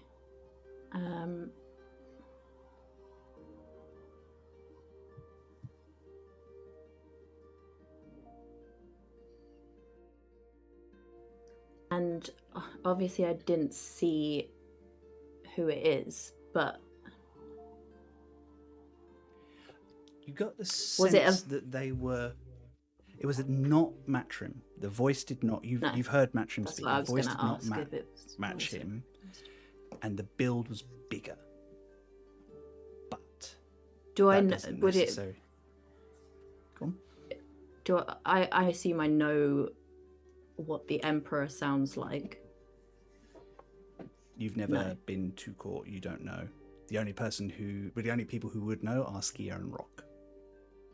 Okay.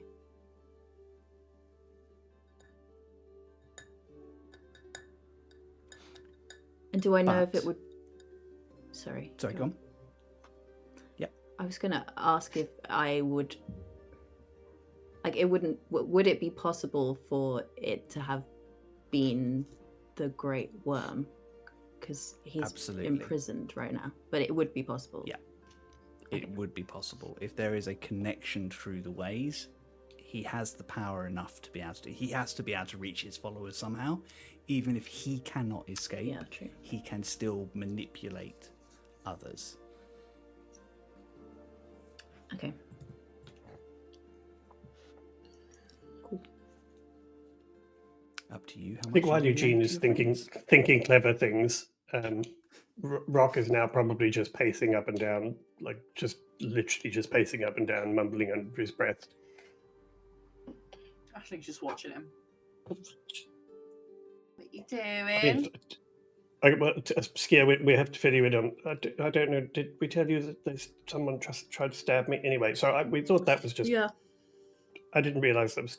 I mean, I don't know why they were trying to kill me anyway. They said something weird as well. Anyway, but now they're reaching out to people I know in their, I don't know what, dreams, trances, through magic. I mean, why? What have I? I mean, okay, I know I can be a lot. I mean, I know I'm not everyone's cup of tea, but I mean, Yeah, but like false air stuff. Yeah, That's Clearly what I they really say. understand. Skier. They accuse clearly Rock of being the someone- false heir.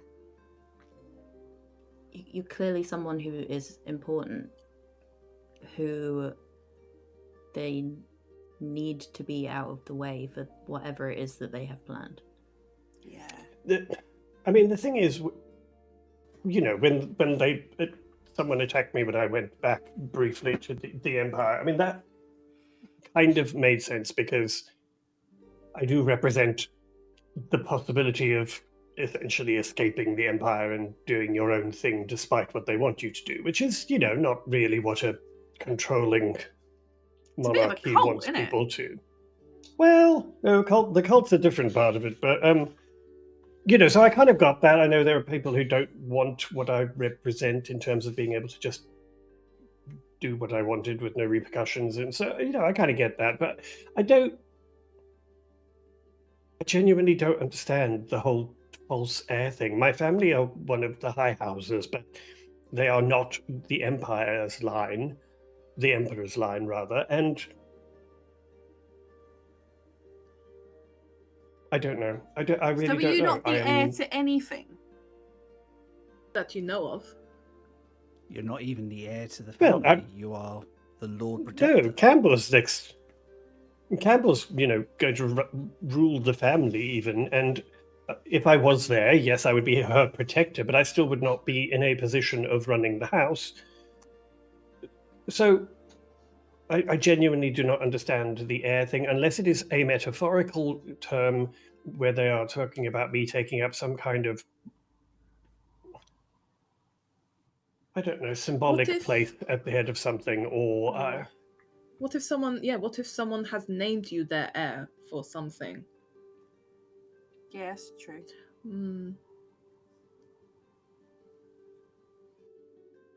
I mean, I guess, but I would genuinely have no idea who or why.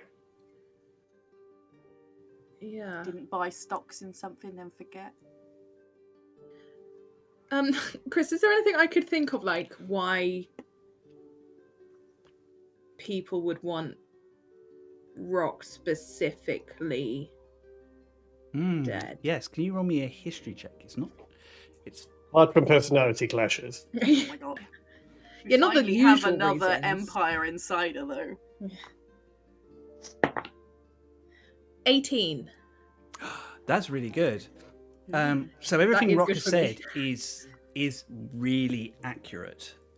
He represents a different way of life that, particularly among some of the old guard in the nobility, is a threat to their power. The idea that you can coexist outside the Empire with the rest of the world. They like that they have control, and Rock flaunts that on a daily basis. He is the I'm just heir flamboyant. apparent.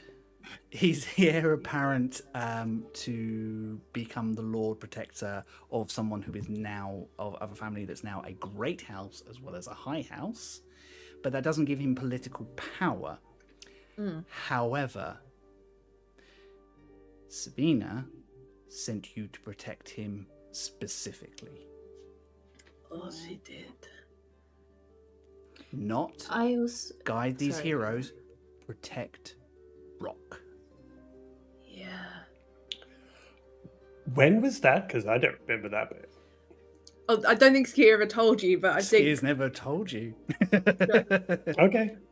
That's fine. I don't know it, but yeah. Yeah, you don't know this Can I yet. just ask a question about something that happened like ages ago that I may be misremembering? But did Campbell not say, or did it not come out in the conversation at the ball with Rock and Camber that the Emperor was trying to take Rock under his wing, or like didn't want him to leave? No, the Emperor was preparing to offer a dowry to marry Rock. Oh, Yes, I forgot about that. The current sort of younger Emperor. The current Emperor has only been on the seat for 10 years, maybe? Not even that, really. Yeah, so he's still quite young, relatively speaking. And we would have grown up in a similar generation of the royals, or of the aristocrats anyway. So yes, so he was fond of Rock. I see.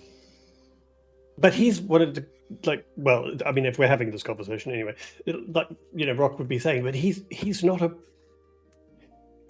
what you think of as the old emperors. He's not the kind of emperor that would want to dominate the world and invade everyone, and he's taken a very different thing. So I can't imagine he would have any. I don't think he has anything to do with it. I think they plan to replace him, actually. Yeah, I with agree. Martrim. But they can't replace him with me. No, I think they plan to replace him with Martrim, don't they? So why not? Why does Rock target him, not me? I'm not saying I want them to target him.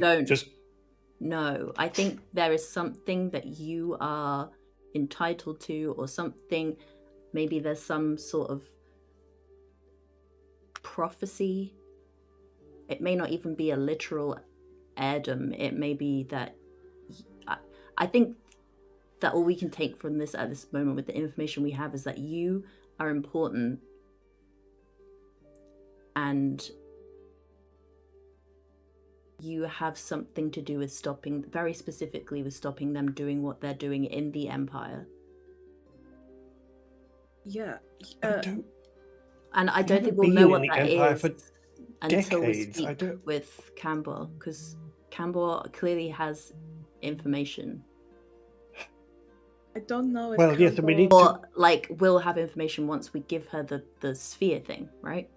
Whatever's on that sphere, I think will maybe, potentially, hopefully, clear up some of this.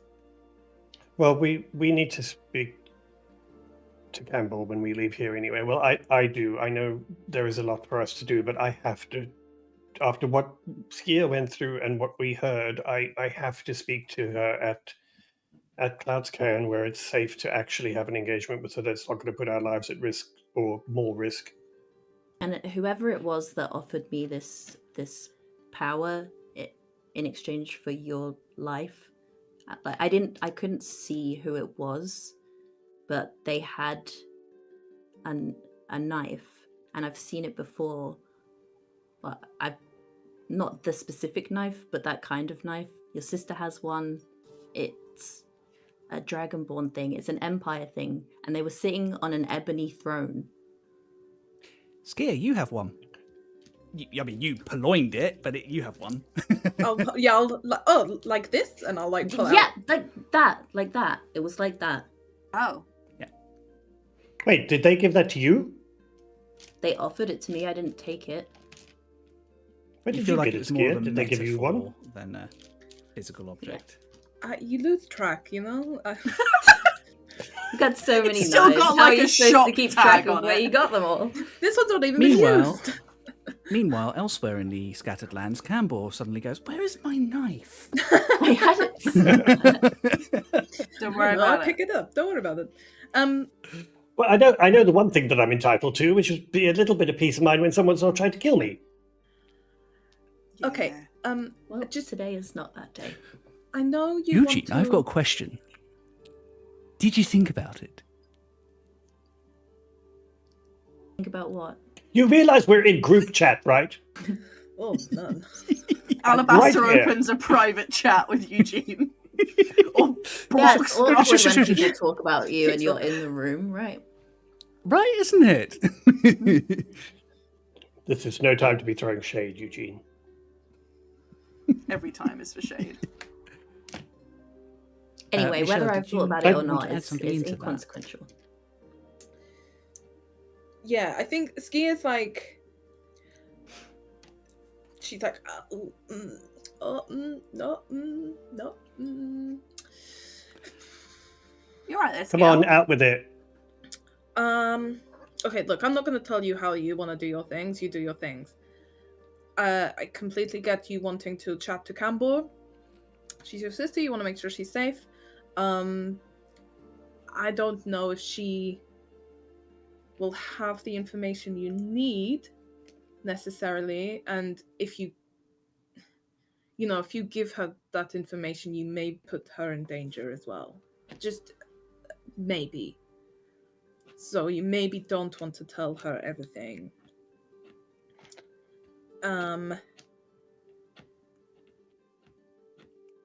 I think the person that will have answers is more likely to be Sabina.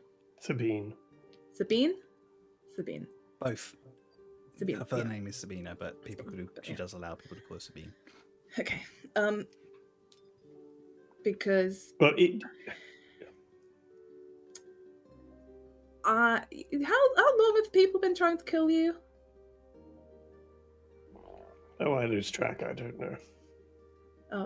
Like. Well, no, the okay. first time really was when I went back to see if I could find out a little more about our family, which I don't even know how long ago that was. It was after you met me, though. Oh, yeah. Yeah, it was after the whole Tarshkix Island thing. Almost Yeah. like after he became a internationally known figure. Yeah. Because, okay, here's the thing. I don't know if you know this, but the Empire, or at least people in the Empire, have known where you've been the whole time. And I just so happened to get given... No, they haven't. Oh, hun. We've known. And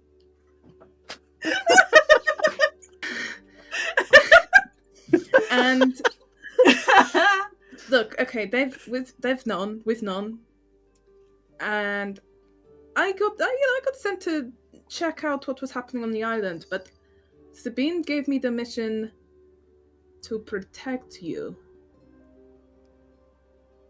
And I didn't really think anything of it. I was just like, why? I assumed it was because, I don't know, you were getting like into dangerous situations and you're like noble and stuff.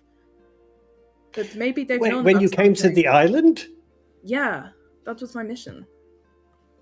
Which I shouldn't be telling you about, but like ghost dragons and stuff, I don't really know what to do anymore, so...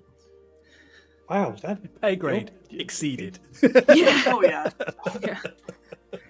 I don't even know if I still have a job, Well, we don't know if there's still a throne after what you told me, so look, I understand what you're saying about not putting Cambor in danger, but I do have to see her because I have to be sure she's all right. And she was the one who suggested we meet somewhere neutral, and so she obviously has a reason for wanting to see me. So I get what you're saying, though. Maybe we don't share all that information with her. We just see what she says. But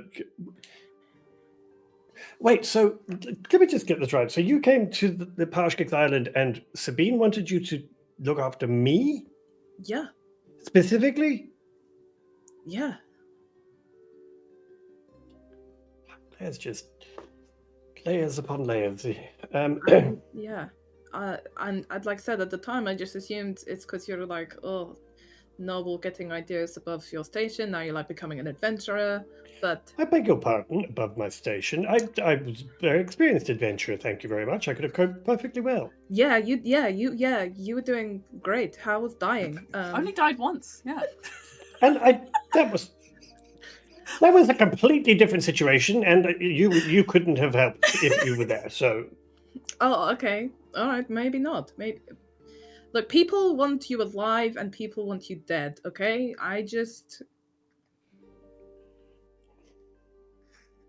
I haven't even lived in the Empire for decades. Why does it matter? I don't know, but I'm saying my God, it does to someone. Just can't even escape the politics when you run away from the place. Brock's going to start pacing again and just sort of randomly mumbling things to himself and kind of thing. But I do think he's just like, well, I suppose I was warned this was going to happen, and now I can't trust anyone. We'll see what happens. I suppose if they're trying to get everyone against me, well, we'll see what happens. What, you're just going to run away again? Is that what you're going to do? Well, if you're Ashton, all do we have any popcorn? Tried to persuade to kill me, then yes, maybe I should. Just keep running. Oh, that's great. Keep running, and then me and more of my like brothers and sisters can come and like try and keep you safe, or get killed maybe trying to keep you safe. I never asked anyone to come and keep me safe, and I certainly didn't ask Sabina to send anyone to keep me safe. So not. I didn't. I tried to get away from all of it. Well, you matter to people because you have power somewhere. You have something that people want, or that... Apparently, I don't even have the power to shape my own life, so I'm not... Anyway, more to the point, there is a much bigger mission here with the Sky Shield that could affect everybody, and all that this is doing is adding complications to that situation and putting Ashley and Eugene and you in danger for a reason that we don't even understand. It's even more reasons to try and sort it out, though, isn't it? Can't just ignore it. No, I'm not planning to ignore it, but people keep getting hurt and killed around me because of whoever this is that's trying to... So I need to figure out what I'm going to do about it, and... No, what we're going to do about it. You're not doing it by yourself. No, I don't plan to do it by myself, but I do need to think about... Hey, if people got arms, I can pull them off. Alabaster can pull arms off for you. Why would you want to pull my arms off? No, yours. Yours. Oh, okay. I like that Alabaster and Ashley said that at the same time. Oh, yours.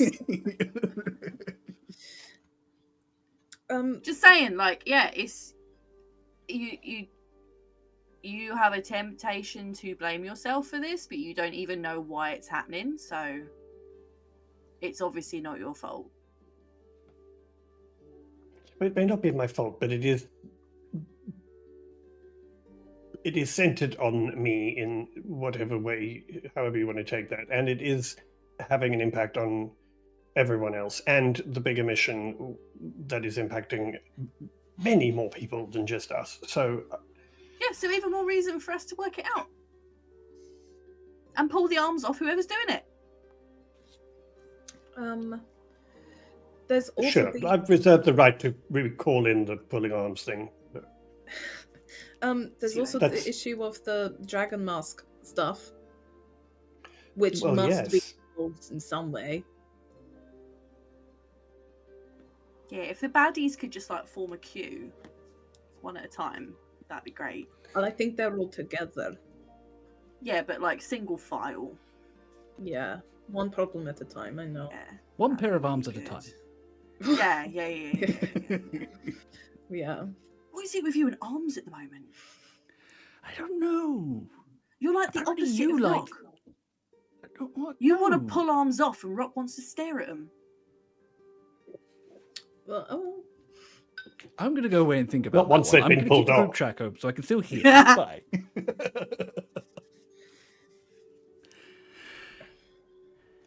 Well, I don't know. I don't even know what to think about it. And do you know what? I'm not going to. Tonight, I am going to go over here and pour myself a drink. Okay. Okay. How That's is good. Eugene doing through all this?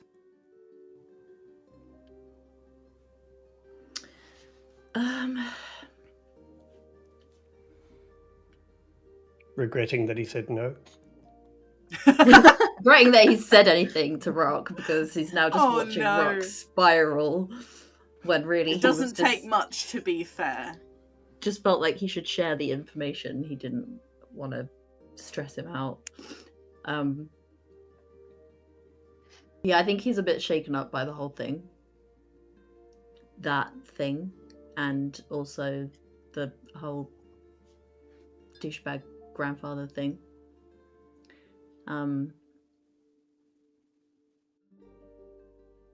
Yeah, I think he's just a bit shaken by the fact that he did for just a second consider it. Oh, he left that part out, didn't he? He's not going to tell you that, is he? No. If you take off this much about just the Jesus. concept of it, why would Eugene be like, I thought about it too, bitch? It was tempting. Yeah, he's gonna save that for when Rock really annoys him. Yeah. It's just Oh, like, yeah. I thought about it. We should no context to say that. Yeah, just randomly one day Eugene's just gonna be, do you remember when they asked me if I wanted to stab you and I should have taken it? I regret it every day.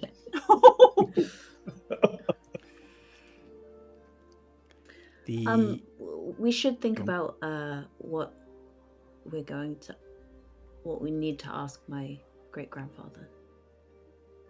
Like if there's any information we can get from him. Just to sprinkle that in there. How long are we like hanging about around him? Like, does he come back with us or does he stay here? He can't really leave, can he? Well, knowing him, he's going to stay here. Yeah, I can't see him wanting to come back. All right, can we come back? Like, if we have come more back questions? here? Yeah, just in case we have more questions later on.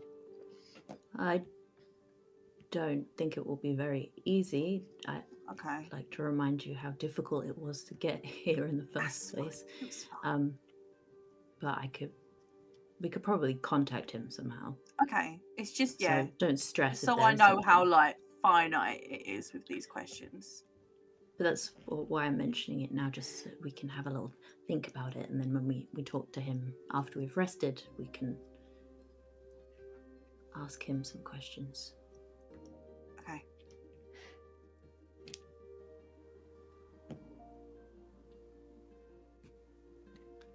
And you drift off. Conversations slow down. Wine is consumed, probably in stress-absorbing proportions. Oh. And the room falls into silence. One by one, you probably decide to grab some sleep. Is there anything anyone wants to do? Talk to anybody individually in there? Away from anybody else? I don't know necessarily. It's not like necessarily to talk to anyone else, but I think when things have quietened down, Ski is just gonna go do her like that's becoming her normal nightly ritual of just like speaking. Like this ring appears on her finger, and she's just talking into it. And she's just like, Can you just come back now, please? I can't do this without you. This is really hard, and just come back, please. Would I notice that at all? Like, is there Depends any if she way does that it I would in notice that? Private or not? I think this time it is in private. I think Ski does keep it really well hidden, annoyingly. And my passive perception is shit. So you have to be Oh, doing no. it in front of my face for me to I feel like- realise you were doing it. Yeah. Yeah. But yeah, she's just gonna do that, and then wait for a bit, and then drift off. No reply. Not surprised given how far you are within the ways. Yeah. Probably gratifying considering you are deep within the ways. Yeah. Point. Yeah, for sure. But it's Anyone else? Ashley's just gonna chill. You can all take a long rest. Which you Yeah, probably boy. all need by now. Because you haven't done so since the before the golem, so. Ashley was good. She still had temporary hit points left and loads of spell slots. Oh really? Yeah. Something Can I spend some of my rest, learning go. a spell? Of course. Treat yourself. I can't. I'm trying to figure out how many hours I need. Sorry, hang on.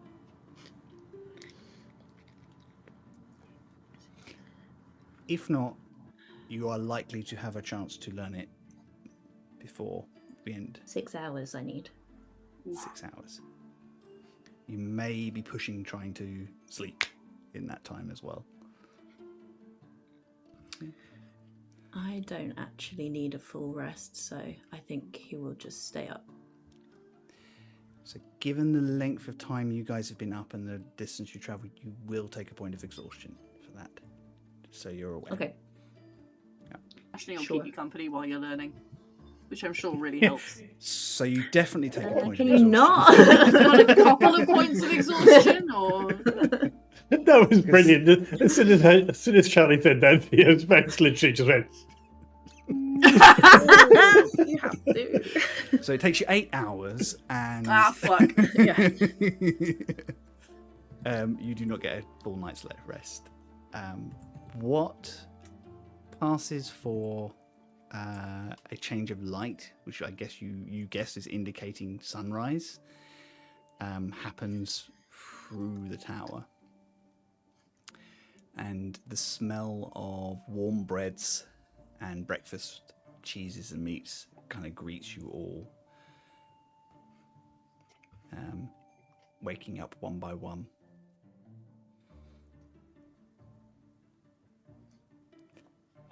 Up to you how you want to proceed. Do you want to gather together and then go in force, or do you want to just wander out to see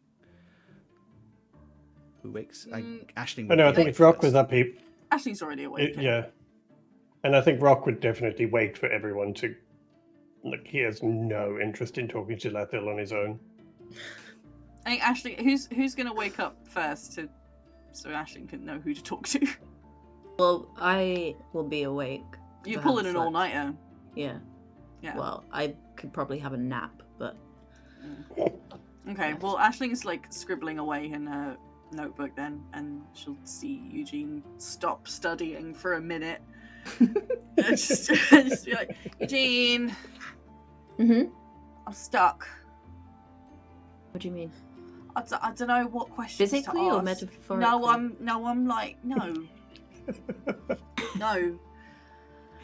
She's got her head caught in the banister. Eugene! It happened again. Okay, turn your head sideways. Ow! How many Pivot, points of pivot. damage is that? This feels like high pressure. What are we? What do you mean? What are you talking Right, about? we're going to go and talk to him in a minute, aren't we? Right. And we need to ask him questions. Well, you don't have to ask a question. It's not like you're not allowed to leave until you ask a question. Contextually, I do feel like people need to start telling us these things. We've been worrying about that all night. I know. What is as thick as she is? Wow. One brain, two occupants. Also, Yeah, that's a good point. There's you know, I have questions, so that's fine. You don't have to. Okay. You don't have to have questions. The only reason I said that was just so that, you know, if you thought of any, then we could add that to the list. But if you don't have any, that's also fine. Well, I have loads, but they're all not really things I should ask him. Why are you so grumpy? Why are you so mean? Yeah, what do you mean? What kind? Well, they're not really relevant to the problems at hand. I was just being nosy. Oh, right. Yeah. But... yeah, maybe leave those for like if there's time, like a bonus round sort of. Okay, I like that. Okay, yeah. She just sort of crosses If out. you would a few do you have a list? Whatever. Do you have a list there? Yeah. Like these are the. Do you want me to have a little look? Yeah. So these are the ones that are in the no pile, and then these are the maybe pile of what I'm gonna ask, and these are the ones which are primarily food based, which I'm just gonna leave them. We did our own no pile. You should be proud. I know, right? We're censoring. We're learning. Okay. What are the list? What are the kinds of questions that are in the yes pile? Again, they're deeply not relevant to the problem at hand. They're going to be things like I don't know, probably things like to do with, so are you proper dead then? How did you die? Was it bad? How old are you? What's your favourite this? What's your favourite that? I tell you what, why don't I just hold on to this list, and if there's time, the signal that it's time to ask the questions is me giving you the piece of paper. How about that? Okay. All right, yeah. I'm going to tear out that piece of paper, I'm going to fold it up, and I'm going to put it in my pocket. Good luck. Make me a strength check. Oh God, yeah.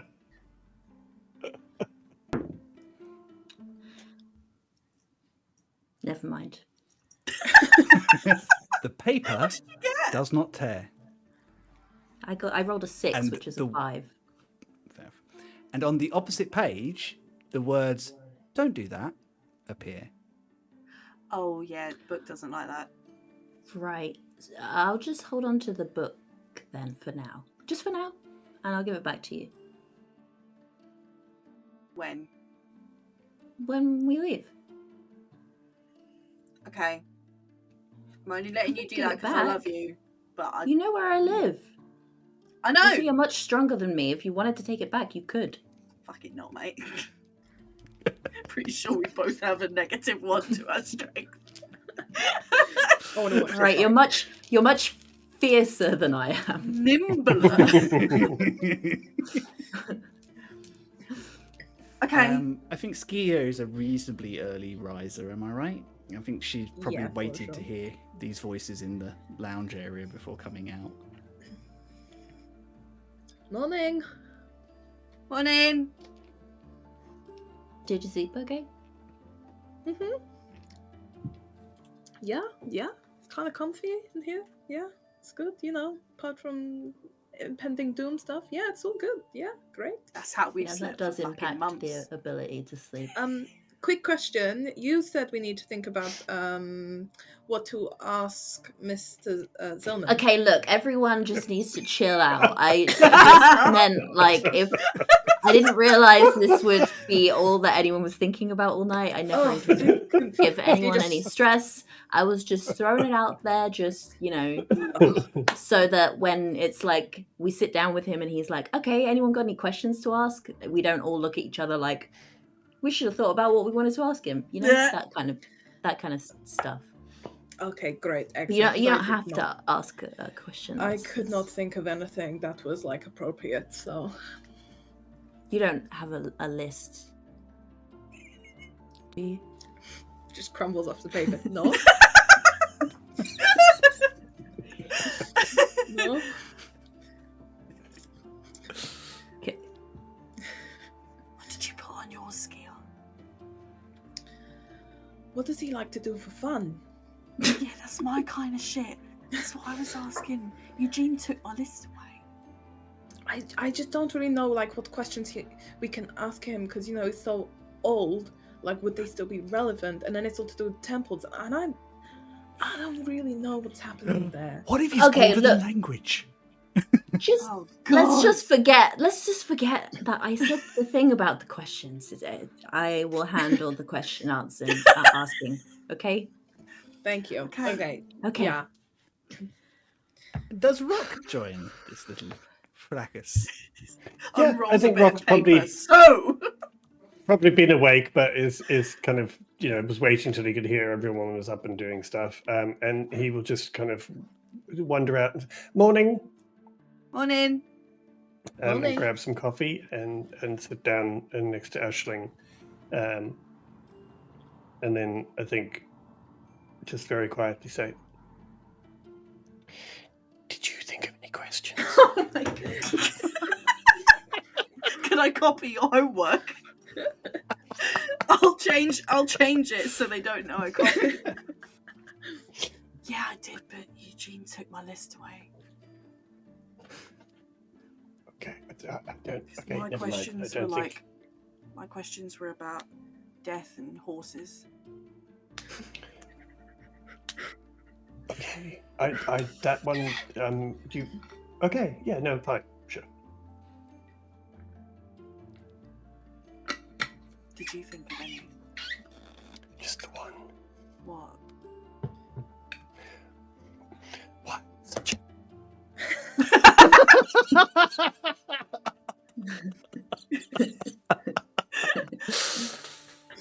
Yeah, I think I had something similar on mine somewhere, but I can't remember. You're still muted, Rock. Something will come up during the conversation. It's fine. We'll just leave that. Yeah. Anyway, hope everyone slept all right. Yeah. Okay. I didn't get it. No. Is that don't sleep? Yeah, that's still not funny. Sorry, Aisling. Shut up, man. So many times, so many. Every fucking morning. Eugene, did you sleep? That's answer enough in itself, huh? Well, you see, the thing is I. Oh, you've got that book look, haven't you? Book look. I just sort of lost track of time. When you get really involved in something, and then you look up, and it's starting to get light outside, and then you're like, "Oops, I did it again." You realise saying "oops" at the end implies that it was an error rather than intentional, right? Yeah. Well, yeah, I didn't intend to stay up all night. I just lost track of time. Okay. Well, let's just hope we don't desperately need you to be on top form today, then. I'm sure it'll be fine. Yeah, all right. There's coffee, right? Yeah. Okay. So do we wait here for him to collect us, or oh no, we've got to yell at the tower, don't we? You could leave the room. There's a smell of food coming from through the tower, so it's probably that he has already prepared you something to eat. Okay. Tower. Well, I'm letting Eugene go first. Yeah. Where's which way to food? There's no need to shout. Come on, let's just go towards the smell of the food. And he'll just take her by the hand and go through the door. Come on now. Hold my hand, hold my hand. Yeah. Let's not get lost in the tower. Fucking hell. Leaving Skier and Rock just a step behind. Ski just gives Rock a look of like, do you want to hold hands? Do you want to hold hands? Rock's just like, what? Why would I hold your hand? Wow, rude, Rob. I don't know. They held hands. So I thought you might want to hold my hand. It's fine. Just. Don't be silly. You're a lady, and I will take her hand and put it in my arm and walk her through as if it's like a formal entrance. Amazing. Oh, thank you, Lord Isorog. Rock's just like, just very quietly as we step through, Rock's just saying, you're really shit at the pomp and ceremony, you know. Yes, it's why they stick me in the rafters and not on the ballroom floor. Into the Fair ceiling point. with you. Yeah. But you're very good in the rafters. I am. That is where I belong. Oh, there's a sentence I never thought I'd say before breakfast. Anyway. You wander out into the open library area, and as with last night, a table has been set up which has a mountain of food on it. Nice. That's the correct Is it better metric than measurement yesterday's? for food. It's a little more thoughtful than yesterday. It's been done with some forethought and some consideration, as opposed to let's just get nourished because we got work to do. And sitting at the head of the table. So you basically mean they've sprinkled some. You basically mean they've sprinkled spring onions over the top. Yeah, Yes. yeah. Dribbled some mayonnaise and sprinkled it with spring onions and sesame seeds. There you go. Sitting at the head of the table is Lathil, who's holding a large book, which he has open. And kind of doesn't even really acknowledge you, not in a rude way, just like, I'm going to finish my paragraph as you all make your way. And he just says, help yourselves, make sure that you're fully fed. Morning. Rock's going to sit down with as much noise as is possible, like dragging out the chair and like really like scooching it in and everything while he has his nose in the book. And then it's going to look at him and very loudly just go, morning, dear. He just turns the page and goes, good morning, young Lord Iskarok. That's it. I'm just going to carry on banging around with the saucers and plates and stuff. Oh my god. Been in the room for 30 seconds. Did you rest well? Are you fully recovered? Ashley shoots a look at Eugene. Yeah, everyone's just quiet. Yeah. Yeah. Oh, Yeah, well, did all right. no matter of Yes. mine. No matter of mine. Your lives, you do as you wish. He just closes the book and pops it down and kind of turns in. Ashley reaches over and reads what the book is. It is She just looks at it. She's just nosy. How to win friends and influence people. It is written in Abyssal, and it is a I can read treatise everything. on. I know you can, but you do know what it is, because and it is a treatise on the ways. It seems to be reviewing some information about the ways and the way they behave. She's hoping it's going to be Looks- smart. It's fine. Big for a treatise as well, so Ugh. probably She very does a flick. dry. Are there any pictures? You'd need to go up to him to get to the book to have a look and see if there's pictures. Oh yeah, So no, where he closed it and put it I've down. like scurried across the table and grabbed it when he puts it down. I've just like dragged But like it a over to dog where I on am. scraps, like. No, Mate. just when he puts it down and finishes reading, As soon as I'll he just puts lean it down, over and like, be like, I'll just have that. Just look at what that is. Yeah, can I flick through it and see if there's any pictures? There are Actually, no diagrams. sense of There's personal no- space or There's personal no belongings. pictures. There's no pictures. Come on. Lots of diagrams. They don't count. They don't count as as- pictures. And I will have an Arcana check off of you. Oh god, is it going to zap me in the eyes or something? What's it going to fucking do to me? Oh, good. When will yeah. you learn not to touch a wizard's books without their permission? No. That's a 5. A 5.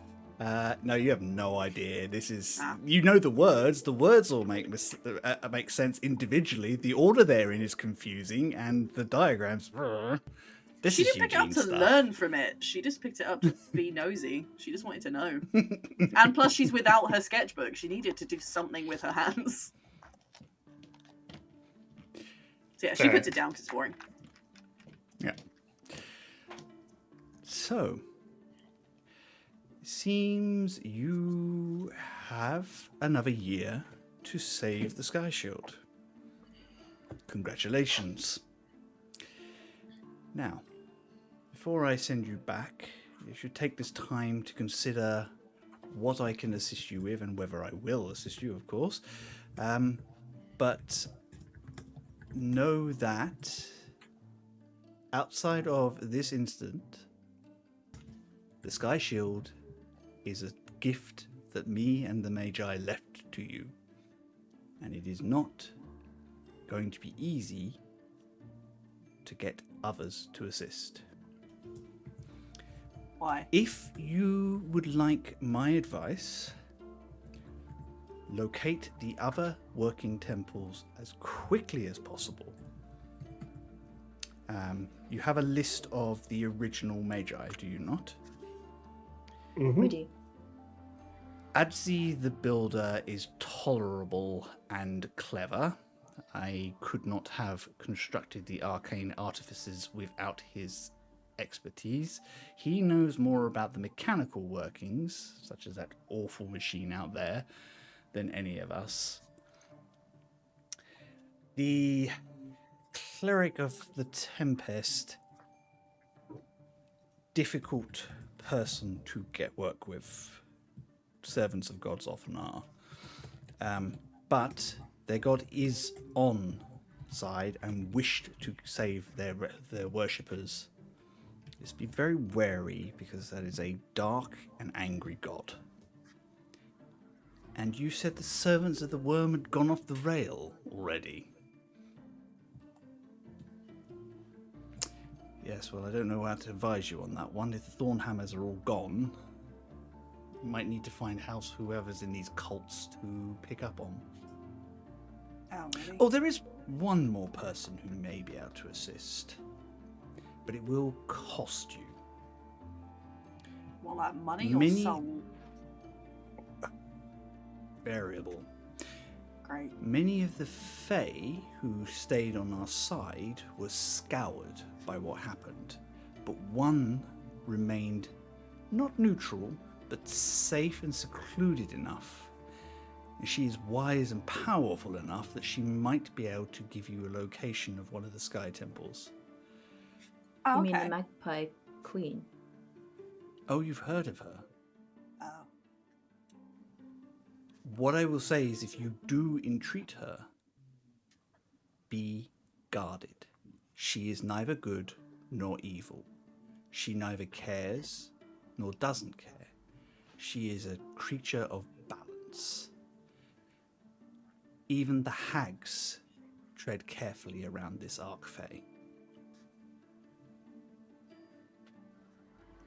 And it's likely she probably already has eyes on you. Yeah. Her name has come up. She will ask a great price. Do not settle on it as the first option. Negotiate. Convince. There must be something she wants that was within your power to assist with. And she doesn't want the whole scattered lands, as you're calling them, to fall out of the sky either. Very bad for business, I should imagine. Yeah, if there's nothing left, then tricky to run a business with that. Right. Well, grab yourself some food, and then when you're done, I will answer any questions that you have. For now, I'm just going to freshen up and prepare the ritual circle to send you back to New Doan once you're done. You're not coming with? It's a cold laugh as he leaves the room. Is that a no? I'm sure your family's dying to see you. And I think there is the perfect space for us to finish for today's episode. Shit. That went so quick. Damn. Guys, And this has Theo, been we'll text you all the questions to ask you. Yeah. Don't worry, we got this. Gives the guys a chance now, a week, to think of questions that they can ask Latil. Also gives us a chance to pick up somewhere fresh next week. In the meantime, one more episode left for the year, guys. It's been... Oh, is that it? Next week? Yeah. And then our Crimbus one. And then we're going to save Crimbo. Yeah. Very much looking forward to that. Yes. So, we have been Some Other Heroes. This has been an adventure in the Scattered Lands. I like this. I love this piece of music, but I'm going to change it back to our open that. There we This go. music's super chill. Yeah, it's nice. We will be back next week. In the meantime, I'm going to get my players to tell you where you can find them on the internet. If they've got anything coming up, they can share it as well. And we're going to go in reverse order. We're going to start with the birthday girl, Michelle. Hi. Yes, I'm on social medias, Feline Trickster. I'm really bad at remembering to post pictures and art and all of that sort of stuff, but if I do post it, it's there. Otherwise, I will sometimes post stuff in the Discord. So, yeah, that's kind of the best place to find me. And thanks for watching. Wonderful. Charlie. Hello. All my stuff's at charlievince.com. That's got links to my social media and my portfolio and my shop and all of that stuff. Also, if you go on my Instagram, I've got a new Instagram now as well as my other one, which is where I'm going to post not picture book related illustrations, because I'm a fucking goth little idiot. I really want to draw spooky shit, but I can't post it on my Instagram because I'm supposed to be a picture book illustrator. So yeah, I've got a separate one now if you want to have a look at some slightly spookier illustrations, which is charlie.veeee. Charlie V. Sounds good. It's beautiful. I'm looking forward to seeing some. Charlie's more adult stuff is beautiful as well. Yeah.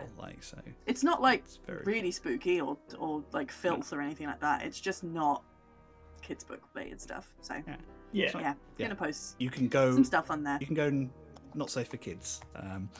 Yeah, I can be more sweary on there too. Yeah, in case you couldn't tell. Also, hi mum, love you mum. Hi Charlie's mum. Hi Charlie's mum. I hope that all went through at the same time, boys. That was wonderful. It was beautiful. Theo, would you like to go next, please? Sure. You can find my illustration and stuff on my website, which is theoblueillustration.com. And you can also pre-order my graphic novel, which comes out April next year. April. Never gonna stop being excited for that. I know, I'm so excited. Amazing. Thank you so much. And look wait. at my cat.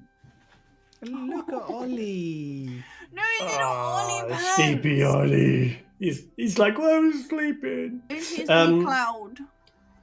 Indeed.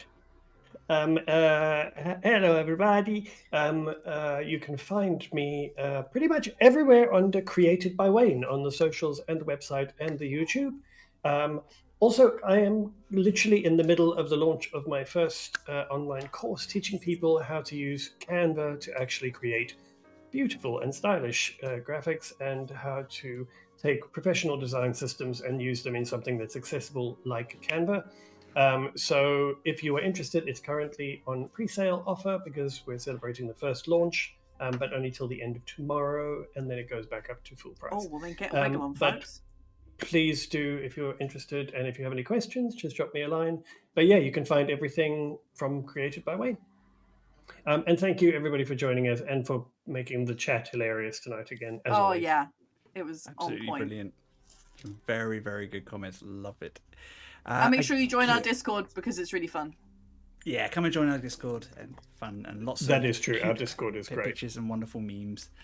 I guess that just leaves me. I am at Chris Mepham RPG, wherever your media is socialed. I am also usually, though not always, the voice behind at Some Other Heroes as well, all in the same places.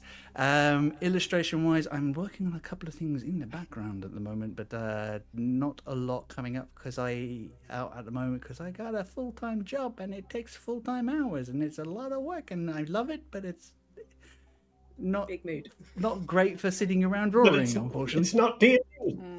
Oh, exactly. But we are back next week and then the week after. I think guest slots and things are over for the year at the moment, but you never know if we hear anything else. I will post up Horde of Tales link once they release their VODs. If you are watching this on VOD for us, thank you very much. We do see you. We do appreciate you. I know for a fact that particularly on Twitch, 50% of our watches come from VODs. So time zones, people really are busy, people doing their thing. And we really do appreciate it. But I do appreciate that people actually take the time, like out of their week, lovely. to sit and watch it, not live. I think it means a lot, so we appreciate it. Yeah. And if you're on YouTube, thank you. We see you. We really do appreciate you. And we're working on the way forward as a possibility of streaming on both channels, but we've got a few technical changes coming up before the new year, so we're going to focus on one thing at a time because we are a small team and we do this for love. So thank you. We love you. Take care of one another. Roll dice. Tell stories. Have fun. And we will see you next week. Love you. Bye. Love you. Bye. And